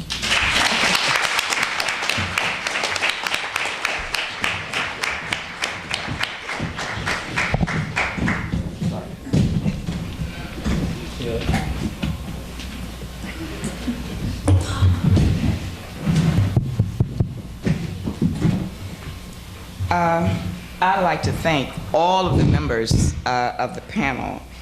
I know that we have all been, I'm not getting this on here right, but we've all been very touched, I'm sure, by the presentations that we've heard from all of the panelists, which really testified to the tremendous range of scholarship and intellectual depth, and the bridge building that I mentioned initially, that this person called Dr. Sulayman Nyang really represents.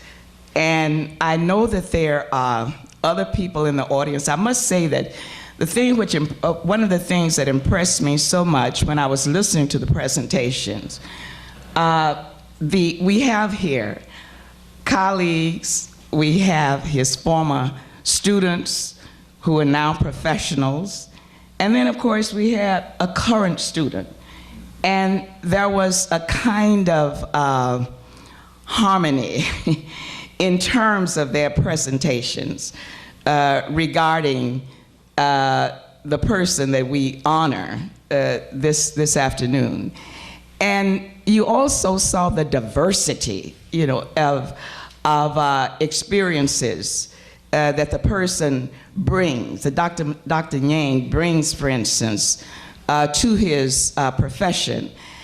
And you also saw those competing paradigms, I say, that were also mentioned here, that's revealed in his work. And I think that's very, very important.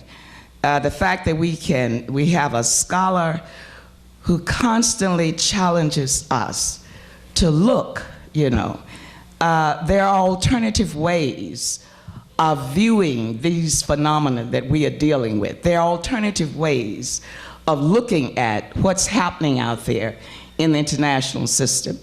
The liberation struggles we heard mentioned, for instance, and we know that there were diversity of views there, for instance, participants, etc.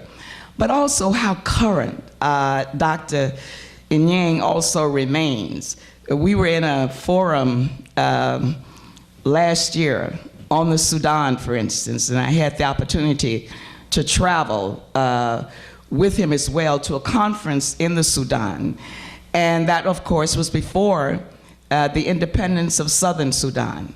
But there again, you know, how you could see him articulate the different perspectives, often competing perspectives, but also in the process respecting the different points of views, and also always searching for this element of harmony. You know, what is it that also unites us as human beings? And so when some of the speakers spoke about the role of faith, and of course this, what I call the bridge building that I see him representing here, one is really reminded of how important it is that those persons who exercise power do not do it disconnected from a system of ethics, which we find in all religions. So whether we're talking about Christianity, or Islam, or Judaism, or other religions, we find that system of ethics there. And so it's just really wonderful to see that we have a scholar here whom we honor this afternoon, who just exemplifies that in his work, and as his students testified, also in terms of his guidance. And we at Howard University just simply proud to have such a person in our midst. And we know, Dr. Nyang, that there are many controversies out there now brewing, and there are many different points of views, and we'll be arguing about these. But, but we also know that somehow or another, we have to find a way to appreciate the diversity and understand, of course, the richness of that diversity, but at the same time, have that wisdom, which was spoken of here this afternoon, to discern the harmony that also exists in those viewpoints, in those positions, for instance, because we all have to share this planet together. And it's not just the physical power that's important, but it's also the ethics that underlie, that undergird that. And here at Howard University, we are very, very concerned about that. In political science and history, and I know Dr. Nyang certainly represents the discipline, also political science, because his terminal degree is there. So, okay, well, let me stop here. At this point, the program certainly provides for an opportunity to hear, to take comments, questions from the audience. And I see one hand on this side, another one on this side, and let me say, and also one here. And let me also say that as you, another one here, I'm gonna try to remember all of you all in that order. But also just give your name before you speak, and then make it as short as possible, because we do want to hear. That's very good. Okay, line up behind the mic, because we do want to make sure we give an opportunity for all those who want to make observations. Thank you. Yes, this speaker here. Thank you. I would like to add to that harmony. My name is Dr. Conchita Ndegi, professor at North Carolina A&T State University. And I owe the professorship and the PhD to Howard, and particularly the African Studies program where I got my PhD. Gambia is a small country, but there are two men, Dr. Cham and Dr. Nyang, that are big, big in mind, scholarship, and more importantly, big in heart. You can't always find the two together, but with both of those guys, you find it together.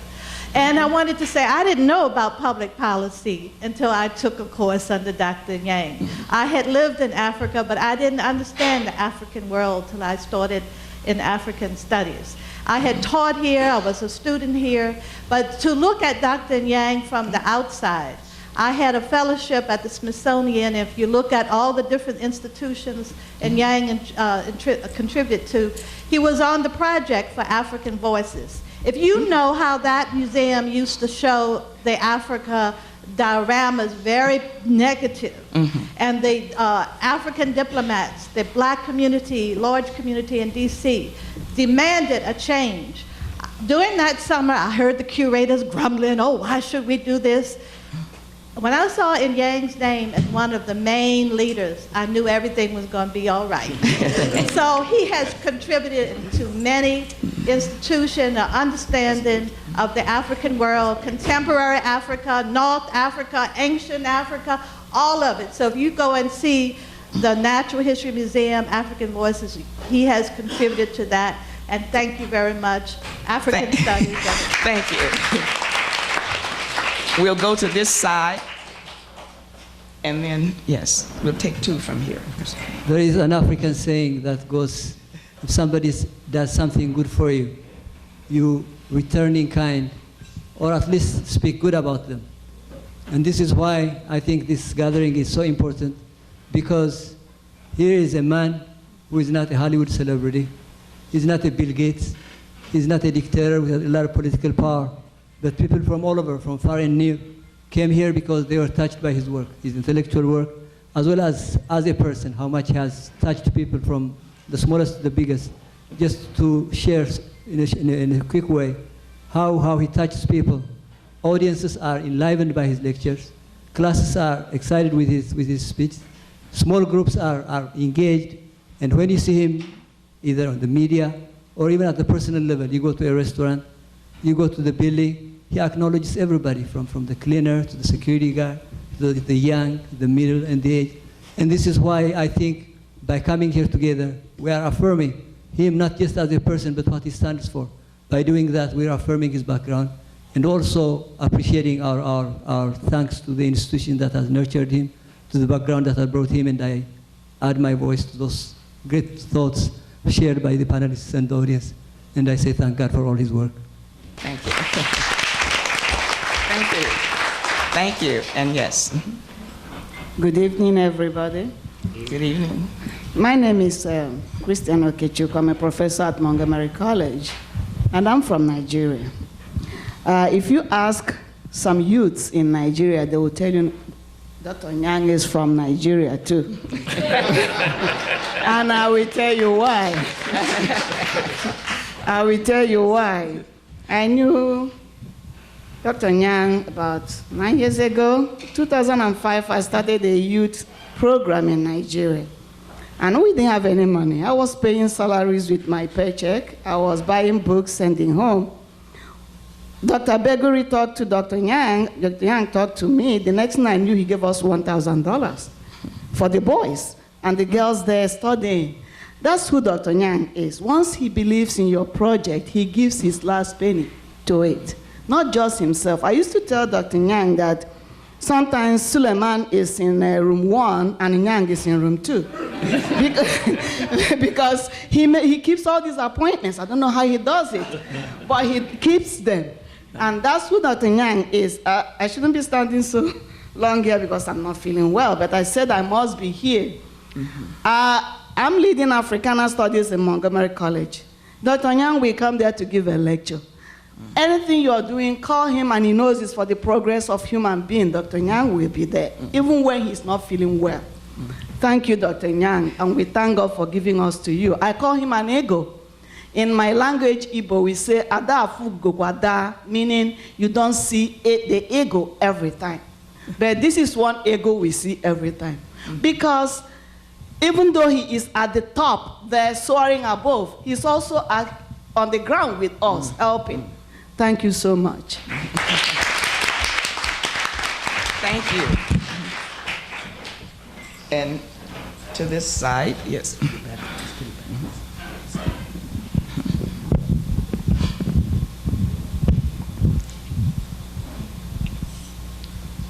One God, one aim, one destiny, confidence in self. Many of you, if you're Howard University or Georgia Avenue, you know of my presence. Hopefully you know of my works. But that's not important today. Today, we are here to share our love, our commitment, our culture, even our calmness with teacher Dr. Sulayman Nyang. As a student of one of the initial students of African Studies, for over 22 years, and I'll call her name, I'm not that important, Jewel Rosebud Crawford Mazik, and being on the eve of Howard Thurman's 111th, the 18th of November. Oh, I feel y'all. I feel you. That's why I wrote something down.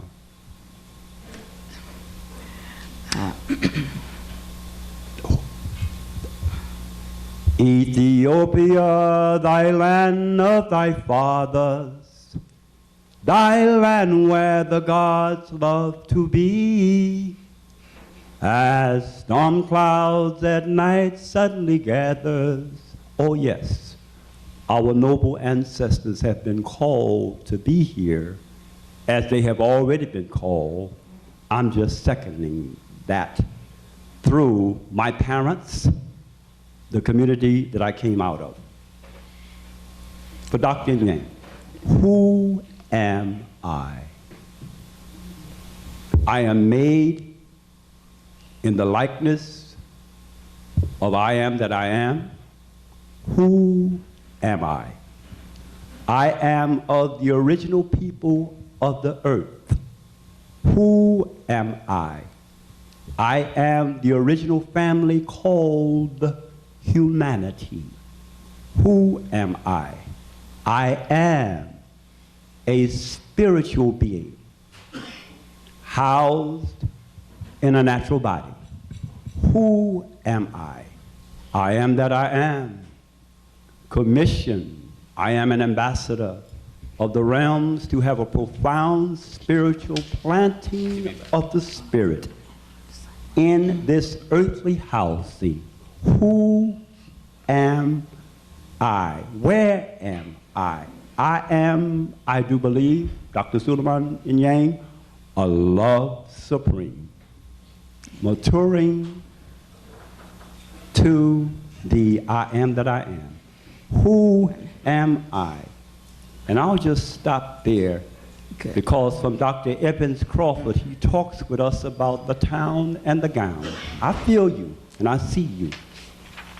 And having known not only Dr. Nyang, but a number of things, I want you all to be conscious practicers of the town and the gown.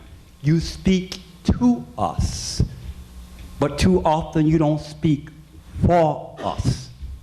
When you do not bring us into the equation, because surely I'm not talking about this servant here, Brother Oduno Tariq. Hold your applause, as we say because all praise is due to Allah. We need to learn, I do believe, a lesson. When you have something from a woman or a man who is not only of the academy, the ivory tower, I feel you, sister, and I respect you. But God says that we have to, what you do to the least, those who are out in the town, and those who are part of the gown. And I will leave you by saying, hopefully, when we have additional programs, as Dr. Evans Crawford would say, we would be encouraged by the balance reaching of the town and the gown. And I leave you by saying, my name is Oduno Tariq. I represent the Amy Garvey Institute. We have over 50 young people that we train, and surely African studies and African technology is a part of this. And I feel all of you. I feel you. Thank you. And you know one thing? I love you. Thank you. Thank you very much. Thank you.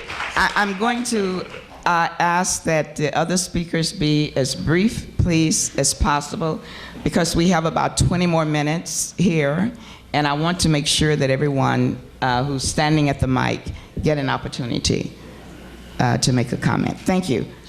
Yes. My teacher, can you go first? Okay. All right, fine. Then we will yield to you. Yes. Good evening. Assalamu alaikum. And we say love, peace, and hope for all. That is international language. I wouldn't call him Dr. Yang. I wouldn't call him Professor Yang. I'll call him Sulayman. I have known him for 30 years. I am always on his shadow. Wherever I go, I have to raise him as my reference. I am his student, yet I'm his associate. We shared more than 100 forums together. But let me tell you what the Prophet said. He who never respects our elders and never love our children is not one of us. All of you are his children. And he loved us. And I say the last, there is an Arabic which says, قُلْ لِلْمُعَلِّمِ وَوَفِّهِ التَّبْجِيلَ كَادَ الْمُعَلِّمُ أَنْ يَكُونَ رَسُولًا. Stand up, lift up your spirit for the scholar. For the scholar is the message of hope and the message of knowledge. I think I can't say more than what I've said, but where is Chan? He's not here. I think if those who know him, I want to mention one incident. Sulayman Nyang died 3 times, and yet he conquered death. I tell you. First time, he was in coma, 3 bypasses. And his wife came to me, said, Ahmed, he has one friend. Do we have to say the rite of passage the last time or read something for him to come back to us? In coma, this guy was in coma. I came and read Yasin, and suddenly I saw him moving. He was listening with God on his side. When I came on the 3rd day, he lived 5 years since then.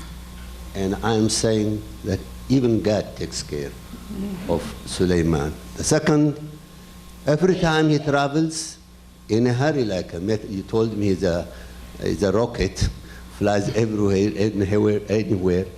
I think maybe the second carpet, the Arabian carpet, whatever, magic carpet. But the question, I pronounced almost dead at Howard University. And everybody gave up. And Sulayman came back.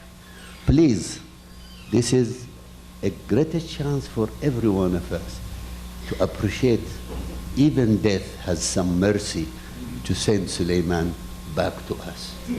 He is one of us, and I'm as a medical public health background, I think he's a miracle for me. And therefore, thank you very much.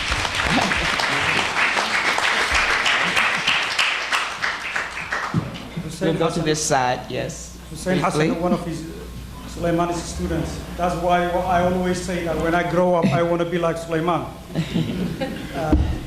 I just like to mention a few, two or three. Can you guys hear me? Yes. Pick the mic up. Yeah, 2 or 3 things that many of you doesn't know about Sulayman is that when the tragedy of 9/11 happened, Professor Sulayman Nyang when the rest of America was afraid of the Muslims, Sulayman was the first Muslim that were invited at the White House, who calmed down the nation, whom the money administrations consult. The other thing that he does a lot to Muslim community since that incident is a lot of Muslims went through a lot of hassles every day, be it from somebody who's rejected their citizenship, some others that cannot fly out of Dallas airport, others.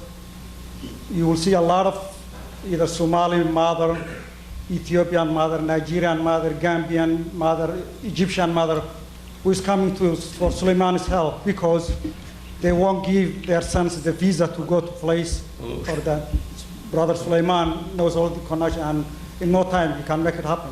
Just holding accountable the administration who kept saying that how to win the minds and the hearts of the Muslim people and what they were doing. Sulayman is also at the forefront of that thing.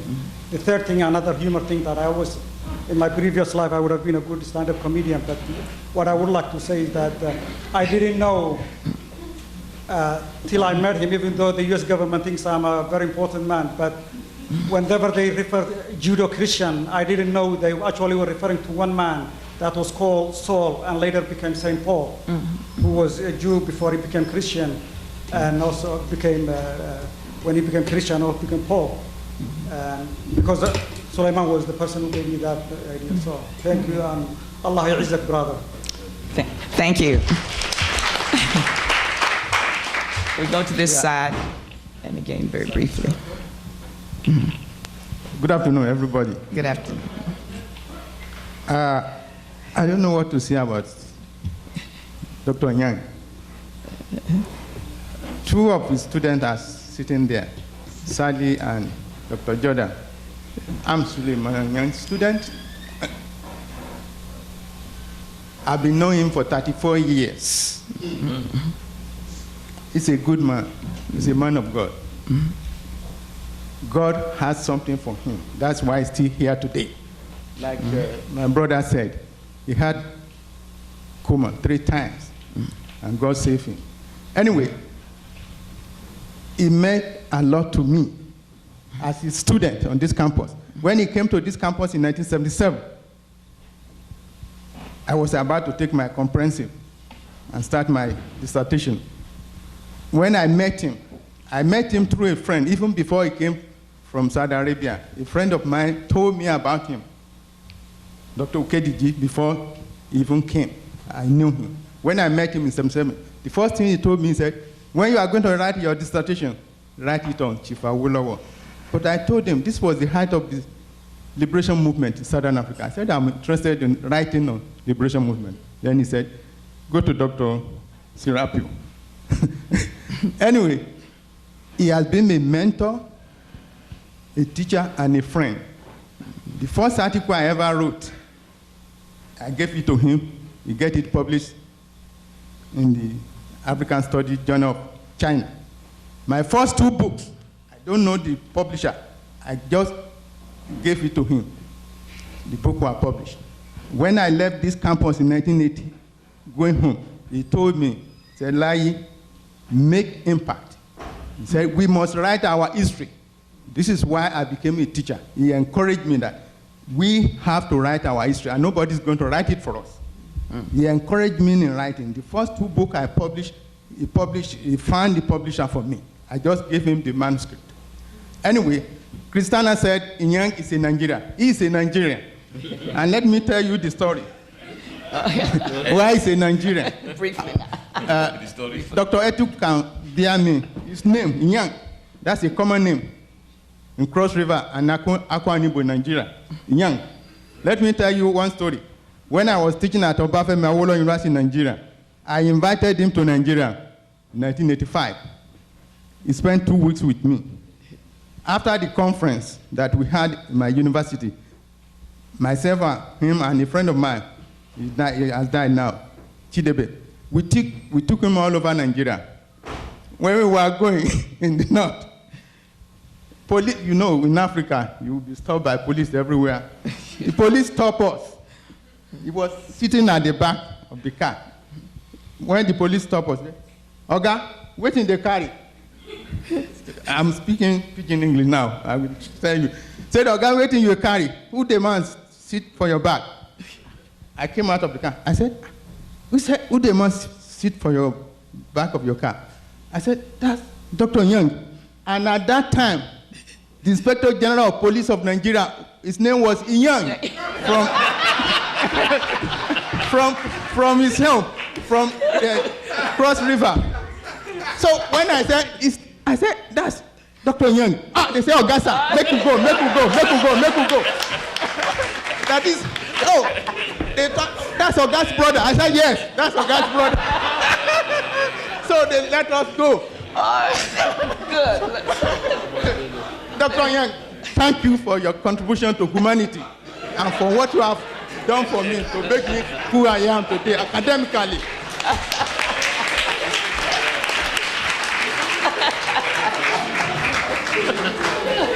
All right. Quickly. Okay, let's go over here and please, very briefly, because we only have 10 more minutes. Good afternoon. I'm Ernest Abron Hill, and I received my doctorate in African Studies from Howard University. Dr. Nyang never taught me, but he was on my dissertation committee.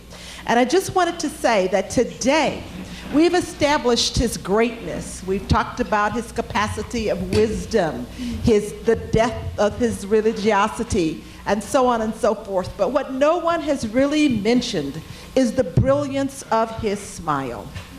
I want you to know when you're studying how much that smile meant to me and to the other students. I'll never forget, I was defending my dissertation, and Dr. Serapio was the chair of my committee, Dr. Cham was my advisor, and I was looking around the table, and all of these heretofore friendly faces were very, very solemn and somber. And I thought, oh my goodness. And I looked over at Dr. Nyang, and he had that brilliant smile, and I knew at that moment that everything was going to be all right.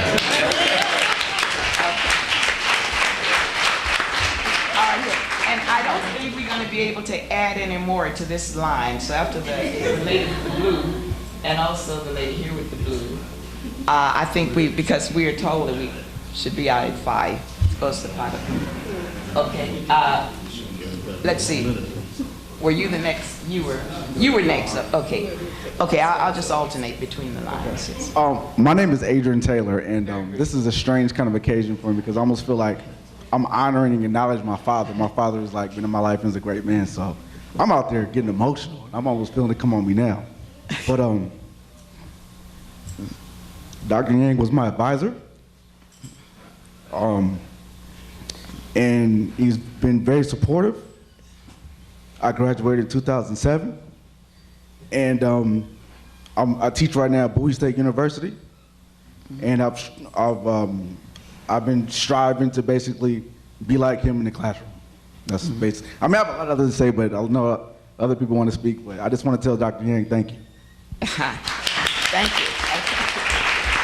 Yes, thank you. Yes. Good afternoon. My name is Judy Moore-Latta, and I just really want to set the record straight. I've known Sulayman for over 40 years. We were children together. He did not attend Hampton University. He went to Hampton Institute. And it was there that we learned about a man before he was a man. Because he saw himself not as you see him, but he saw himself as something that would be what God had him to be. I do want to just suggest that all of the things that we've heard about him, we know about him now. But when we were students at Hampton, one of the things that he did for us was that he not only talked about his own possibilities, but he talked about our possibilities. He talked about us in community. He talked about us as not just Africans, but Africans in diaspora. And for us, at that time, that was an important lesson to learn. So I do want to thank him. Sulayman, I thank you for the lessons that you gave us, and the lessons that you taught many people before they were even said in other ways. There is a book that was written some 30 years ago called Jonathan Livingston Seagull. And in that book, actually, there's some very basic African concepts that were borrowed from many, many years before. And Sulayman lived one of the very important lessons in that. And that was when the mentor in that book said, to fly as fast as thought to anywhere there is, you must begin by knowing that you have already arrived. And that was the lesson that he taught not only himself, but he taught all of us at Hampton. So I thank you, Sulayman, for the lessons. No more than 1 minute. There's a revolutionary proverb. It says, until the lion begin to have independent thought, to have independent action, and not known as narrative, then the way in which it will go will be through the hunter itself. One thing Dr. Nyang has taught us is that we must understand our narrative as Africans and Africans in the diaspora. I love you, Dr. Nyang. Thank you. Thank you. Yes, we'll go to this. My name is Graham Hubler, and I'm here. I have no association with Sulayman and academia, and I thought I'd give a little different perspective on this. I consider him a best friend, in fact, a BFF.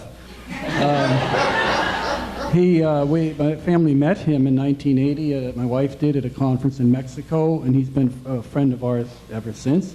A personal friend. He comes often to an Easter dinner or a Thanksgiving dinner or Christmas and spends some time with us. Usually he comes on African time and takes away a nice doggy bag that my wife fixes for him. But I think we're very comfortable with him, and I want to really two quick things. I'm a physicist, and we physicists, we tend to think we know everything. So we come and we discuss, and I think I keep up with current events, and we discuss what's going on in the world. And he always gives me some just out of the box perspective about, and changes my mind about some event that's going around the world. And I look so much forward to his visits. And if it's not, we don't see each other very often, but we have this communication that's very, very great. And he often comes and he's tired or stressed out, and he seemed particularly stressed out a few years ago, and I made him sit down and watch the movie Men in Black. And I think he enjoyed it. And I don't think Sulayman is one who goes to the movies that much, but I think it was a nice relaxation period. But he's a great friend of our family. We love him, and we're personal friends. Thank you. Thank you. All right, we have comments from, 6 other people, 1 minute each, and then we'll be out. Okay. No. My name is Sadia Abdi. I'm Yes. a current PhD student and student of Dr. Nyang. Yeah. And it's been really inspirational to hear everybody's personal stories of how they've been touched by Dr. Nyang. And the first time I met him, he doesn't remember, but I was a teenager, and he came and spoke to our small fledgling Muslim community in Las Vegas. Yes, we do have Muslims in Las Vegas. And from then on, it just really kind of sparked sort of a trajectory that I wanted to go on. And to come this far and to be in such close proximity to him and down the hall is really, really an honor and a blessing. And so in Islam, we have a saying that people are a witness in this life, and that all of those witnesses will testify for you in the hereafter. So I just wanted to thank the organizers of the Palaver Series for honoring Dr. Nyang. Thank you. Thank you. Thank you. Yes. Good afternoon. Good afternoon. My name is Alima Palmer. I met Dr. Nyang through my in-law, Mohammed Samura, back in the 80s when I first got to the United States at the tender age of 18 years old. Needless to say, I was lost, confused, and all over the place. In sum, Dr. Nyang has been a professor, a mentor, a consultant, you name it, to me. In Africa, there's a saying that in order to make your parent or your teacher prideful, you have to begin where they stop. When I graduated from Howard and I got my bachelor's degree, I went to Dr. Nyang and I was all happy and bragging. And tactfully, as you all know, he sat me down and he said to me, in a nutshell, your bachelor's is basically, it's basic stuff. When you get your master's, it's more stuff. In other words, he was encouraging me to move on. He's telling me that the bachelor's was nothing. You need to move on. So in the process, I have done many things and I've moved on. What I want to say today is, first of all, thank you to Dr. Nyang. Secondly, Dr. Nyang has been a cheerleader, an advisor, and a very good friend. Dr. Nyang is a member of an organization that I have. It started as feeding the homeless right here around campus, evolved to the schools, to the community, to where we had summer programs here, and now we're doing programs internationally. One of the areas that we work in is we're doing an orphanage in Sierra Leone. The last time I was in Dr. Nyang's office, he said to me, I have so much books, and I do not know what to do with these books. Do you want to take some of these books and send them to Sierra Leone for the orphanage? And I said, yes, Dr. Nyang, I will do that. Even though Dr. Nyang is a member of my board, he doesn't know this, but what I want Dr. Nyang to know is Dr. Nyang, we appreciate you. We really, really appreciate you. You've done something that I feel is a root cause of some of the problems in Africa. Oftentimes we brag about the knowledge and the wisdom and everything of our ancestors and everybody in Africa. But what we fail to do is to disseminate information. And that's one thing that you've done very well. And so what I want you to know is that the books that you have donated, they're not just going to go into the library, but the library is going to be dedicated and named after you. Thank you very much. Thank you. Thank you. Thank you. Yes. Over here, and then 2 more minutes, and we'll be, we will have... Okay, my name is Jean Purchase Tuller, and Dr. Nyang, the Gambian said you're not to be speaking about Dr. Nyang, so this is just a story, right? But you can figure out who the main character is, right? Okay, so this is a story about someone who actually taught me. And this person actually sold me my first car. Now, I couldn't drive a stick shift, and I was trying to complete my PhD and living in Glenarden, somewhere out there. So Dr. Nyang said, Jean, you can do it, you can do it, you can drive it. So I drove the car in whatever gear it would go in, all the way to Howard. No, this is serious. And then I had to wait till there was a spot about as big as from there to here to park, because I could only go straight into the spot and come right back out. But Dr. Nyang said, Jean, you can do it. So I used to call him Dr. Nyang, but now I can call him Sulayman. That's so cool. But Dr. Nyang has written me one of the most gorgeous recommendations you could ever get from someone, and I hope that I will live up to his expectations, because he's always saying, Jean, yes, you can. And I would like to say that I'm a Buddhist and I believe in world peace and all that good stuff. And would you believe my car is stolen at this very moment? And if I don't get up to Allison Street and claim it by, I begged the guy to push it to 6, but it's supposed to be 5, because I said I had to touch Dr. Nyang before I ran up there. So I don't know how I'm going to get there, because I can't get in touch with my son. But I said, you know what, $150 is not important, because I have to be here with Dr. Nyang. So life is cyclical, because I started with a car and I'm ending with the car today.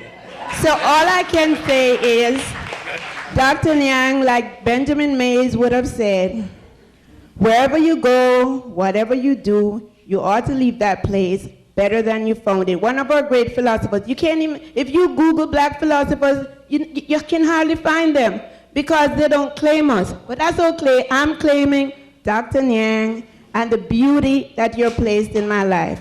I'm your academic child, remember you always said it? And when he meets my students, he says, you're my academic grandchild. I love you, Dr. Nyang, and all the best to you. Thank you very much. Thank you. All right, we have one more here, and then here. Mine is personal. I'm not very brief. I've never been a student here, but mine is of a personal nature because I'm related to Dr. Nyang. As I sit here and hear all of you talk about Dr. Nyang, my chest is heavy and I'm beaming with pride. And on behalf of our family and Sukai and Bai and all Gambians, I'd like to say thank you. But my story started, Dr. Nyang is Bok to me because that was his nickname. And my family set me on a plane, Pan Am, to the United States in 1970. And Dr. Nyang met me at JFK and held my hand. And all through the years, he has always been there for me. He's a big brother, a friend, a cousin, but a personal friend. He's been there through the years, encouraging and supportive in every way. So contrary to customs, I'm going to say one thing, and Sukai, I hope you have my back. Or I want to say something to Dr. Nyang, and I have to say it in Wolof. Yana la fi yalla yagal, yalla degeral sa taxaway, yalla yoka barke bi, te jegeral la ci suñ kanam. Thank you all very, very much. Thank you very much. We're going to have to wrap up here. We have one more here. Yeah, okay. My name is Yukeri Ambachu, and I am not of Professor Sulayman's graduates or students, I know him on a personal level. I happen to be fortunate to travel with him in different countries, attending conferences. One thing I want to say about Dr. Sulayman is he is a human being. It's just his humanity. He sees the humanity in everybody. And he always tells me that what is important is to see the humanity in the humans. And that is the person he is. He is a human who sees the humanity in others. And another thing is he teaches other children, but Sulayman is very interested in children. So I know there are so many children in Africa he pays school fees, which he doesn't go about making noise about this. We have an organization that's for women and children. I know about 5 or 6 children who has nobody to pay their school fees. He gives them money, even if he doesn't have a lot, but the little he has, he shares for the sake of the humanity in others. So just to say thank you so much. Thank you very much. All right.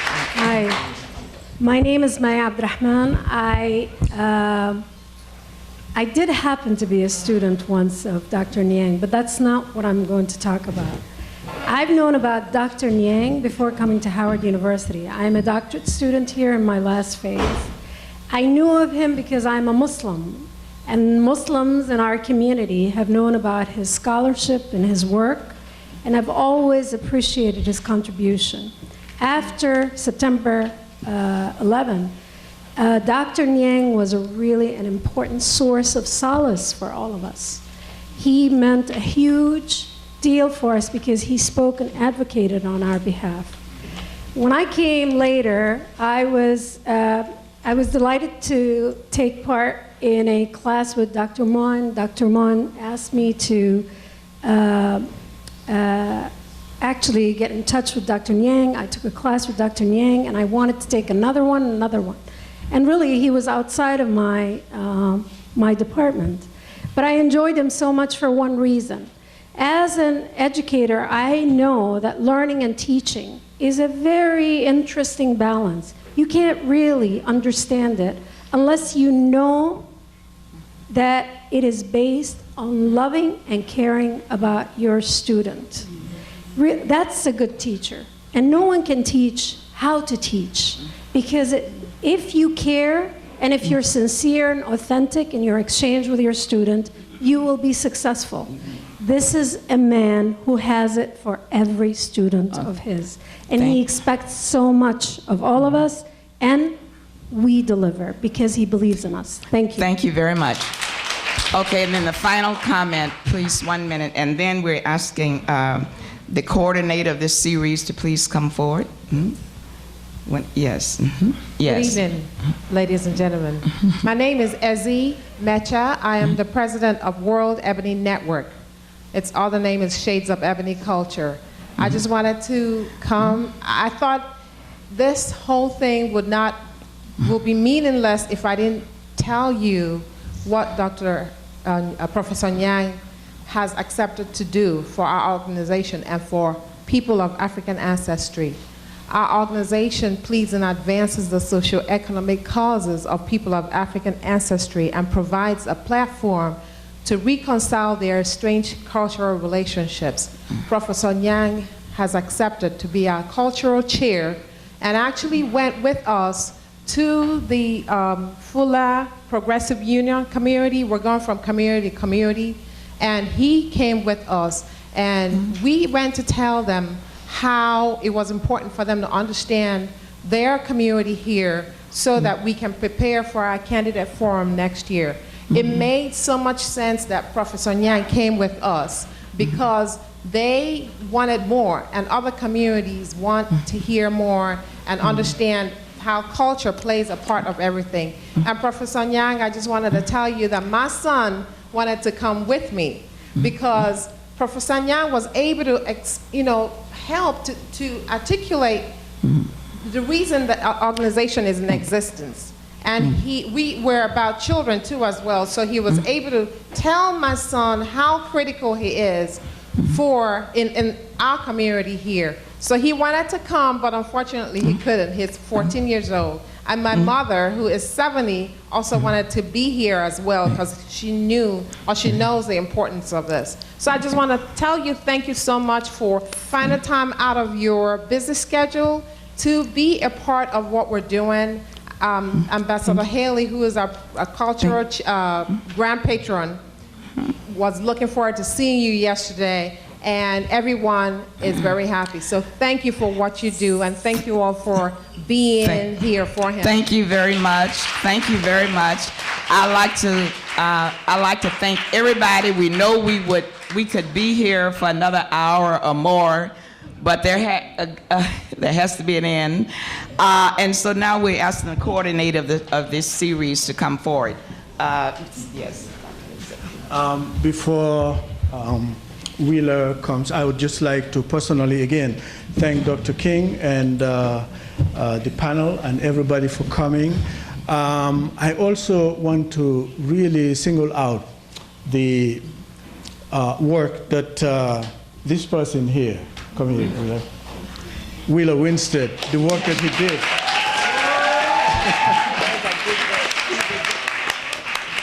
In putting this signature event, which is really the culmination of the Palaver Series that we had all along this semester here. And he worked tirelessly along with many, many other graduate students who volunteered their time and their effort to put this together. And we're very, very grateful that he is here with us. He's a PhD student in our program. And I'll give him the last word here. And again, we have a reception at 6 o'clock. And at that reception, Professor Ali Mazrui, along with a few other colleagues, will be there to pay tribute, honor to Dr. Nyang again. And we'll also have a Lifetime Achievement Award that we will present to him there. So I hope you'll all be able to stay and enjoy that company. Wheeler. Thank you, Dr. Cham. I have the wonderful privilege of giving the vote of thanks. And there are three groups I want to thank. And the first, actually, three groups and one person. Dr. Yang, you have been hearing all these people speaking, but you don't even see their faces. So what I'd like to have you do, Dr. Yang, if you would stand up, please. And I would like us to just simply stand up, and if you would just turn around and just to give him a standing.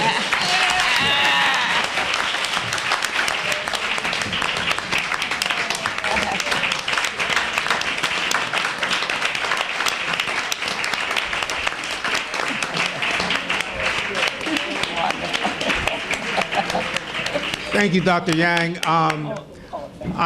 There were a lot more people here, and I just wanted to have you had a chance to see the people who were out there saying thank you.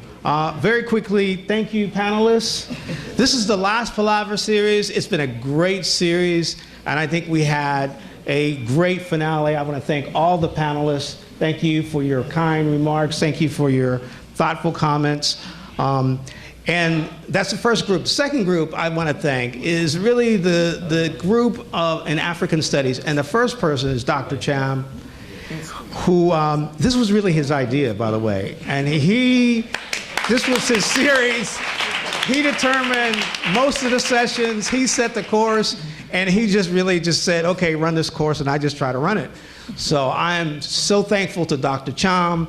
And the second group of people within this group are all the professors of the African Studies Department. I don't know if any of you have come here, you would have seen that Dr. Serpion, Dr. Hailu, Dr. Johnson, Dr. David, all of the professors, they all came in support. It was so encouraging. I mean, as a student, to see your professors come to your event, I cannot tell you how encouraging it is for me, how that I understand that it's not simply about being in class, how you will come outside of the class to support our events.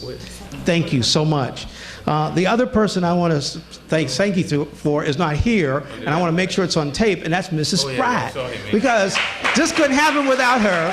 Mrs. Pratt is just wonderful. She is like the greatest assistant in the world. I am so thankful for her. I want to make sure she sees this on tape, Dr. Chow, make sure she sees this. The other group of all the students, they, listen, every student, all the students have been participating in this. They have been writing summaries. All of these sessions, there is going to be a summary written by African Studies students. Those summaries are going to be available. All the videotapes are done by the students. They are going to all be available. This is work by the African Studies Students Department. Thank you, colleagues. You are wonderful, the best.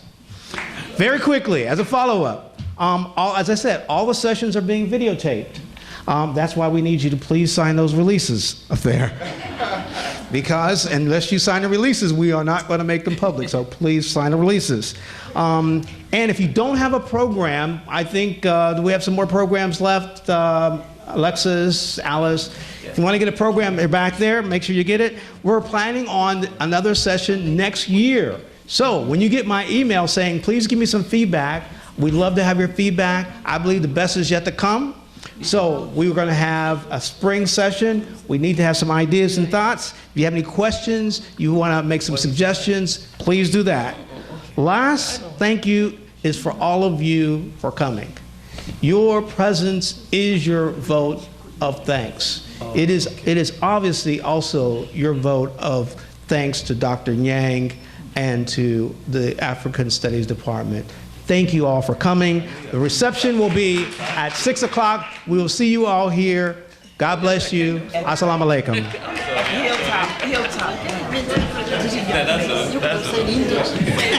Okay, wait a minute. Dr. Yang, would you like to say something? Oh, the reception is upstairs, Hilltop.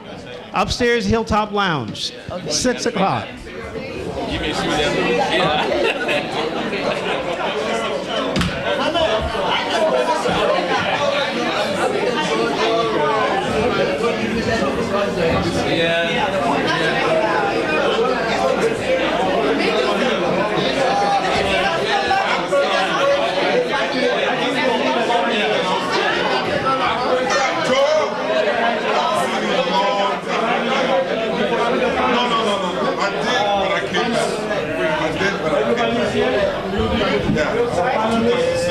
Where's everybody?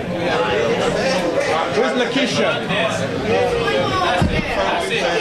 Lakeisha.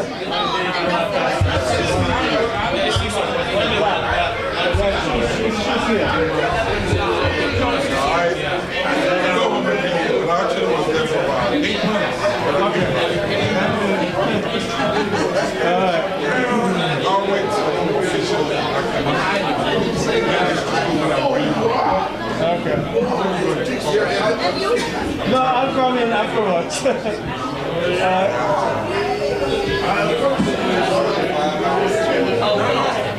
All this knowledge, I can find a way to get it out there. There you go. So I'm in talk. Okay. And nature is a love to write every day. Everybody want to write. All these people used to control the publishing business. All right, there we go. So go to the ASA. But I'll be back. I'm going home tonight. I'll be back for the conference. That's why they did it this week, so that most people will be around. He's here. They're going to honor him too.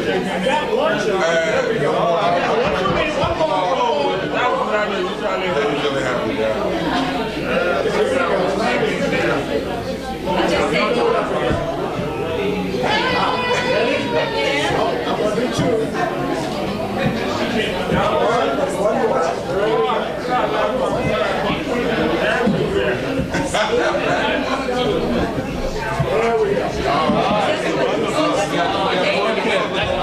All right.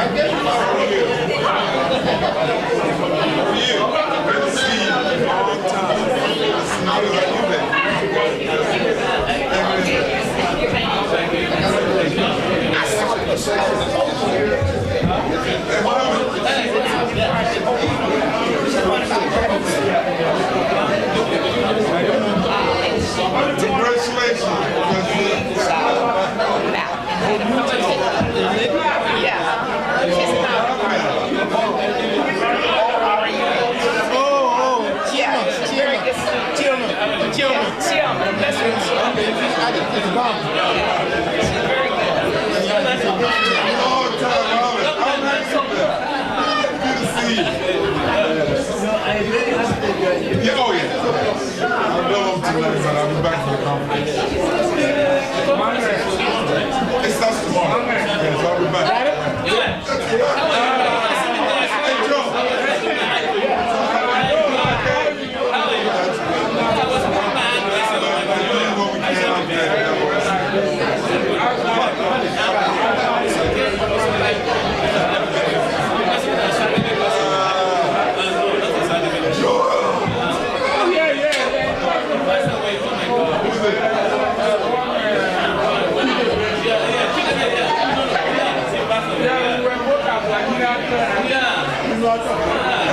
Hey, brother. Don't forget to call that number. Okay. Yeah, oh yeah. This is incredible. Mohammed, I knew you'd be here. If anybody was going to be here, not you. Oh, man. Yeah, I know. I was here. I came a little late, but I had a hard time finding parking. They probably have told my car. This is still. But it was always the case. It was always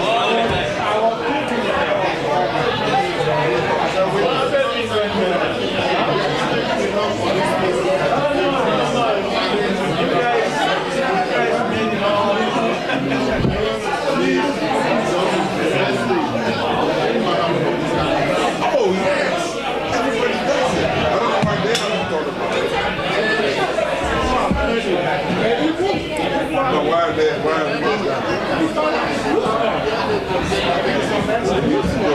Hey, Joe. Where's Joe?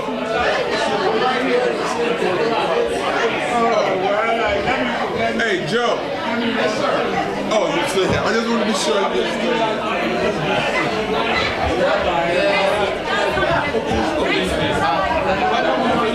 Hey, you're going to be the other thing at 6 o'clock? I'll see you there. Joe, I'll talk. I'm down. Yeah, I'm there. Yeah, I just want to talk. It's almost, it's 5:25. Yeah. I'll be there.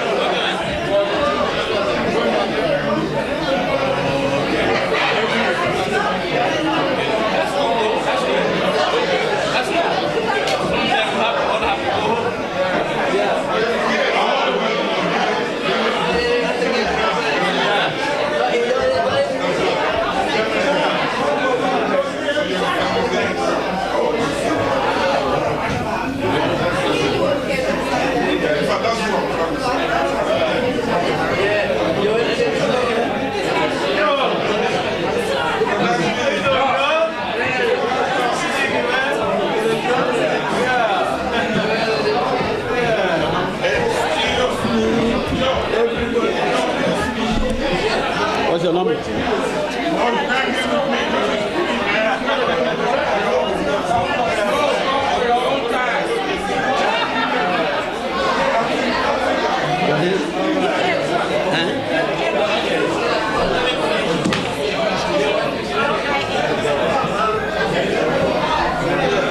I'll give you a call. Thank you. So what do you think I should call you? How long? How long should I call you? I mean when you do it.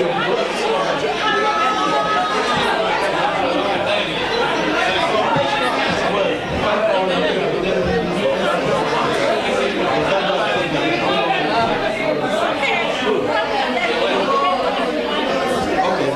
All right, thank you. I appreciate it.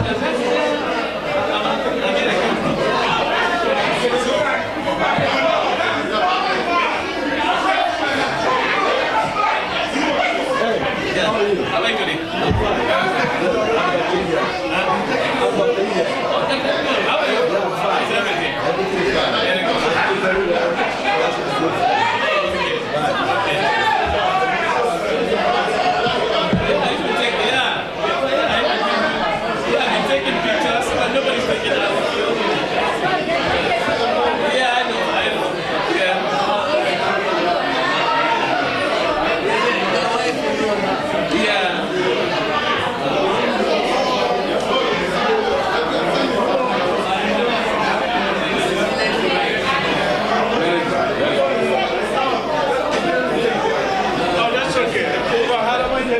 Let me get you guys.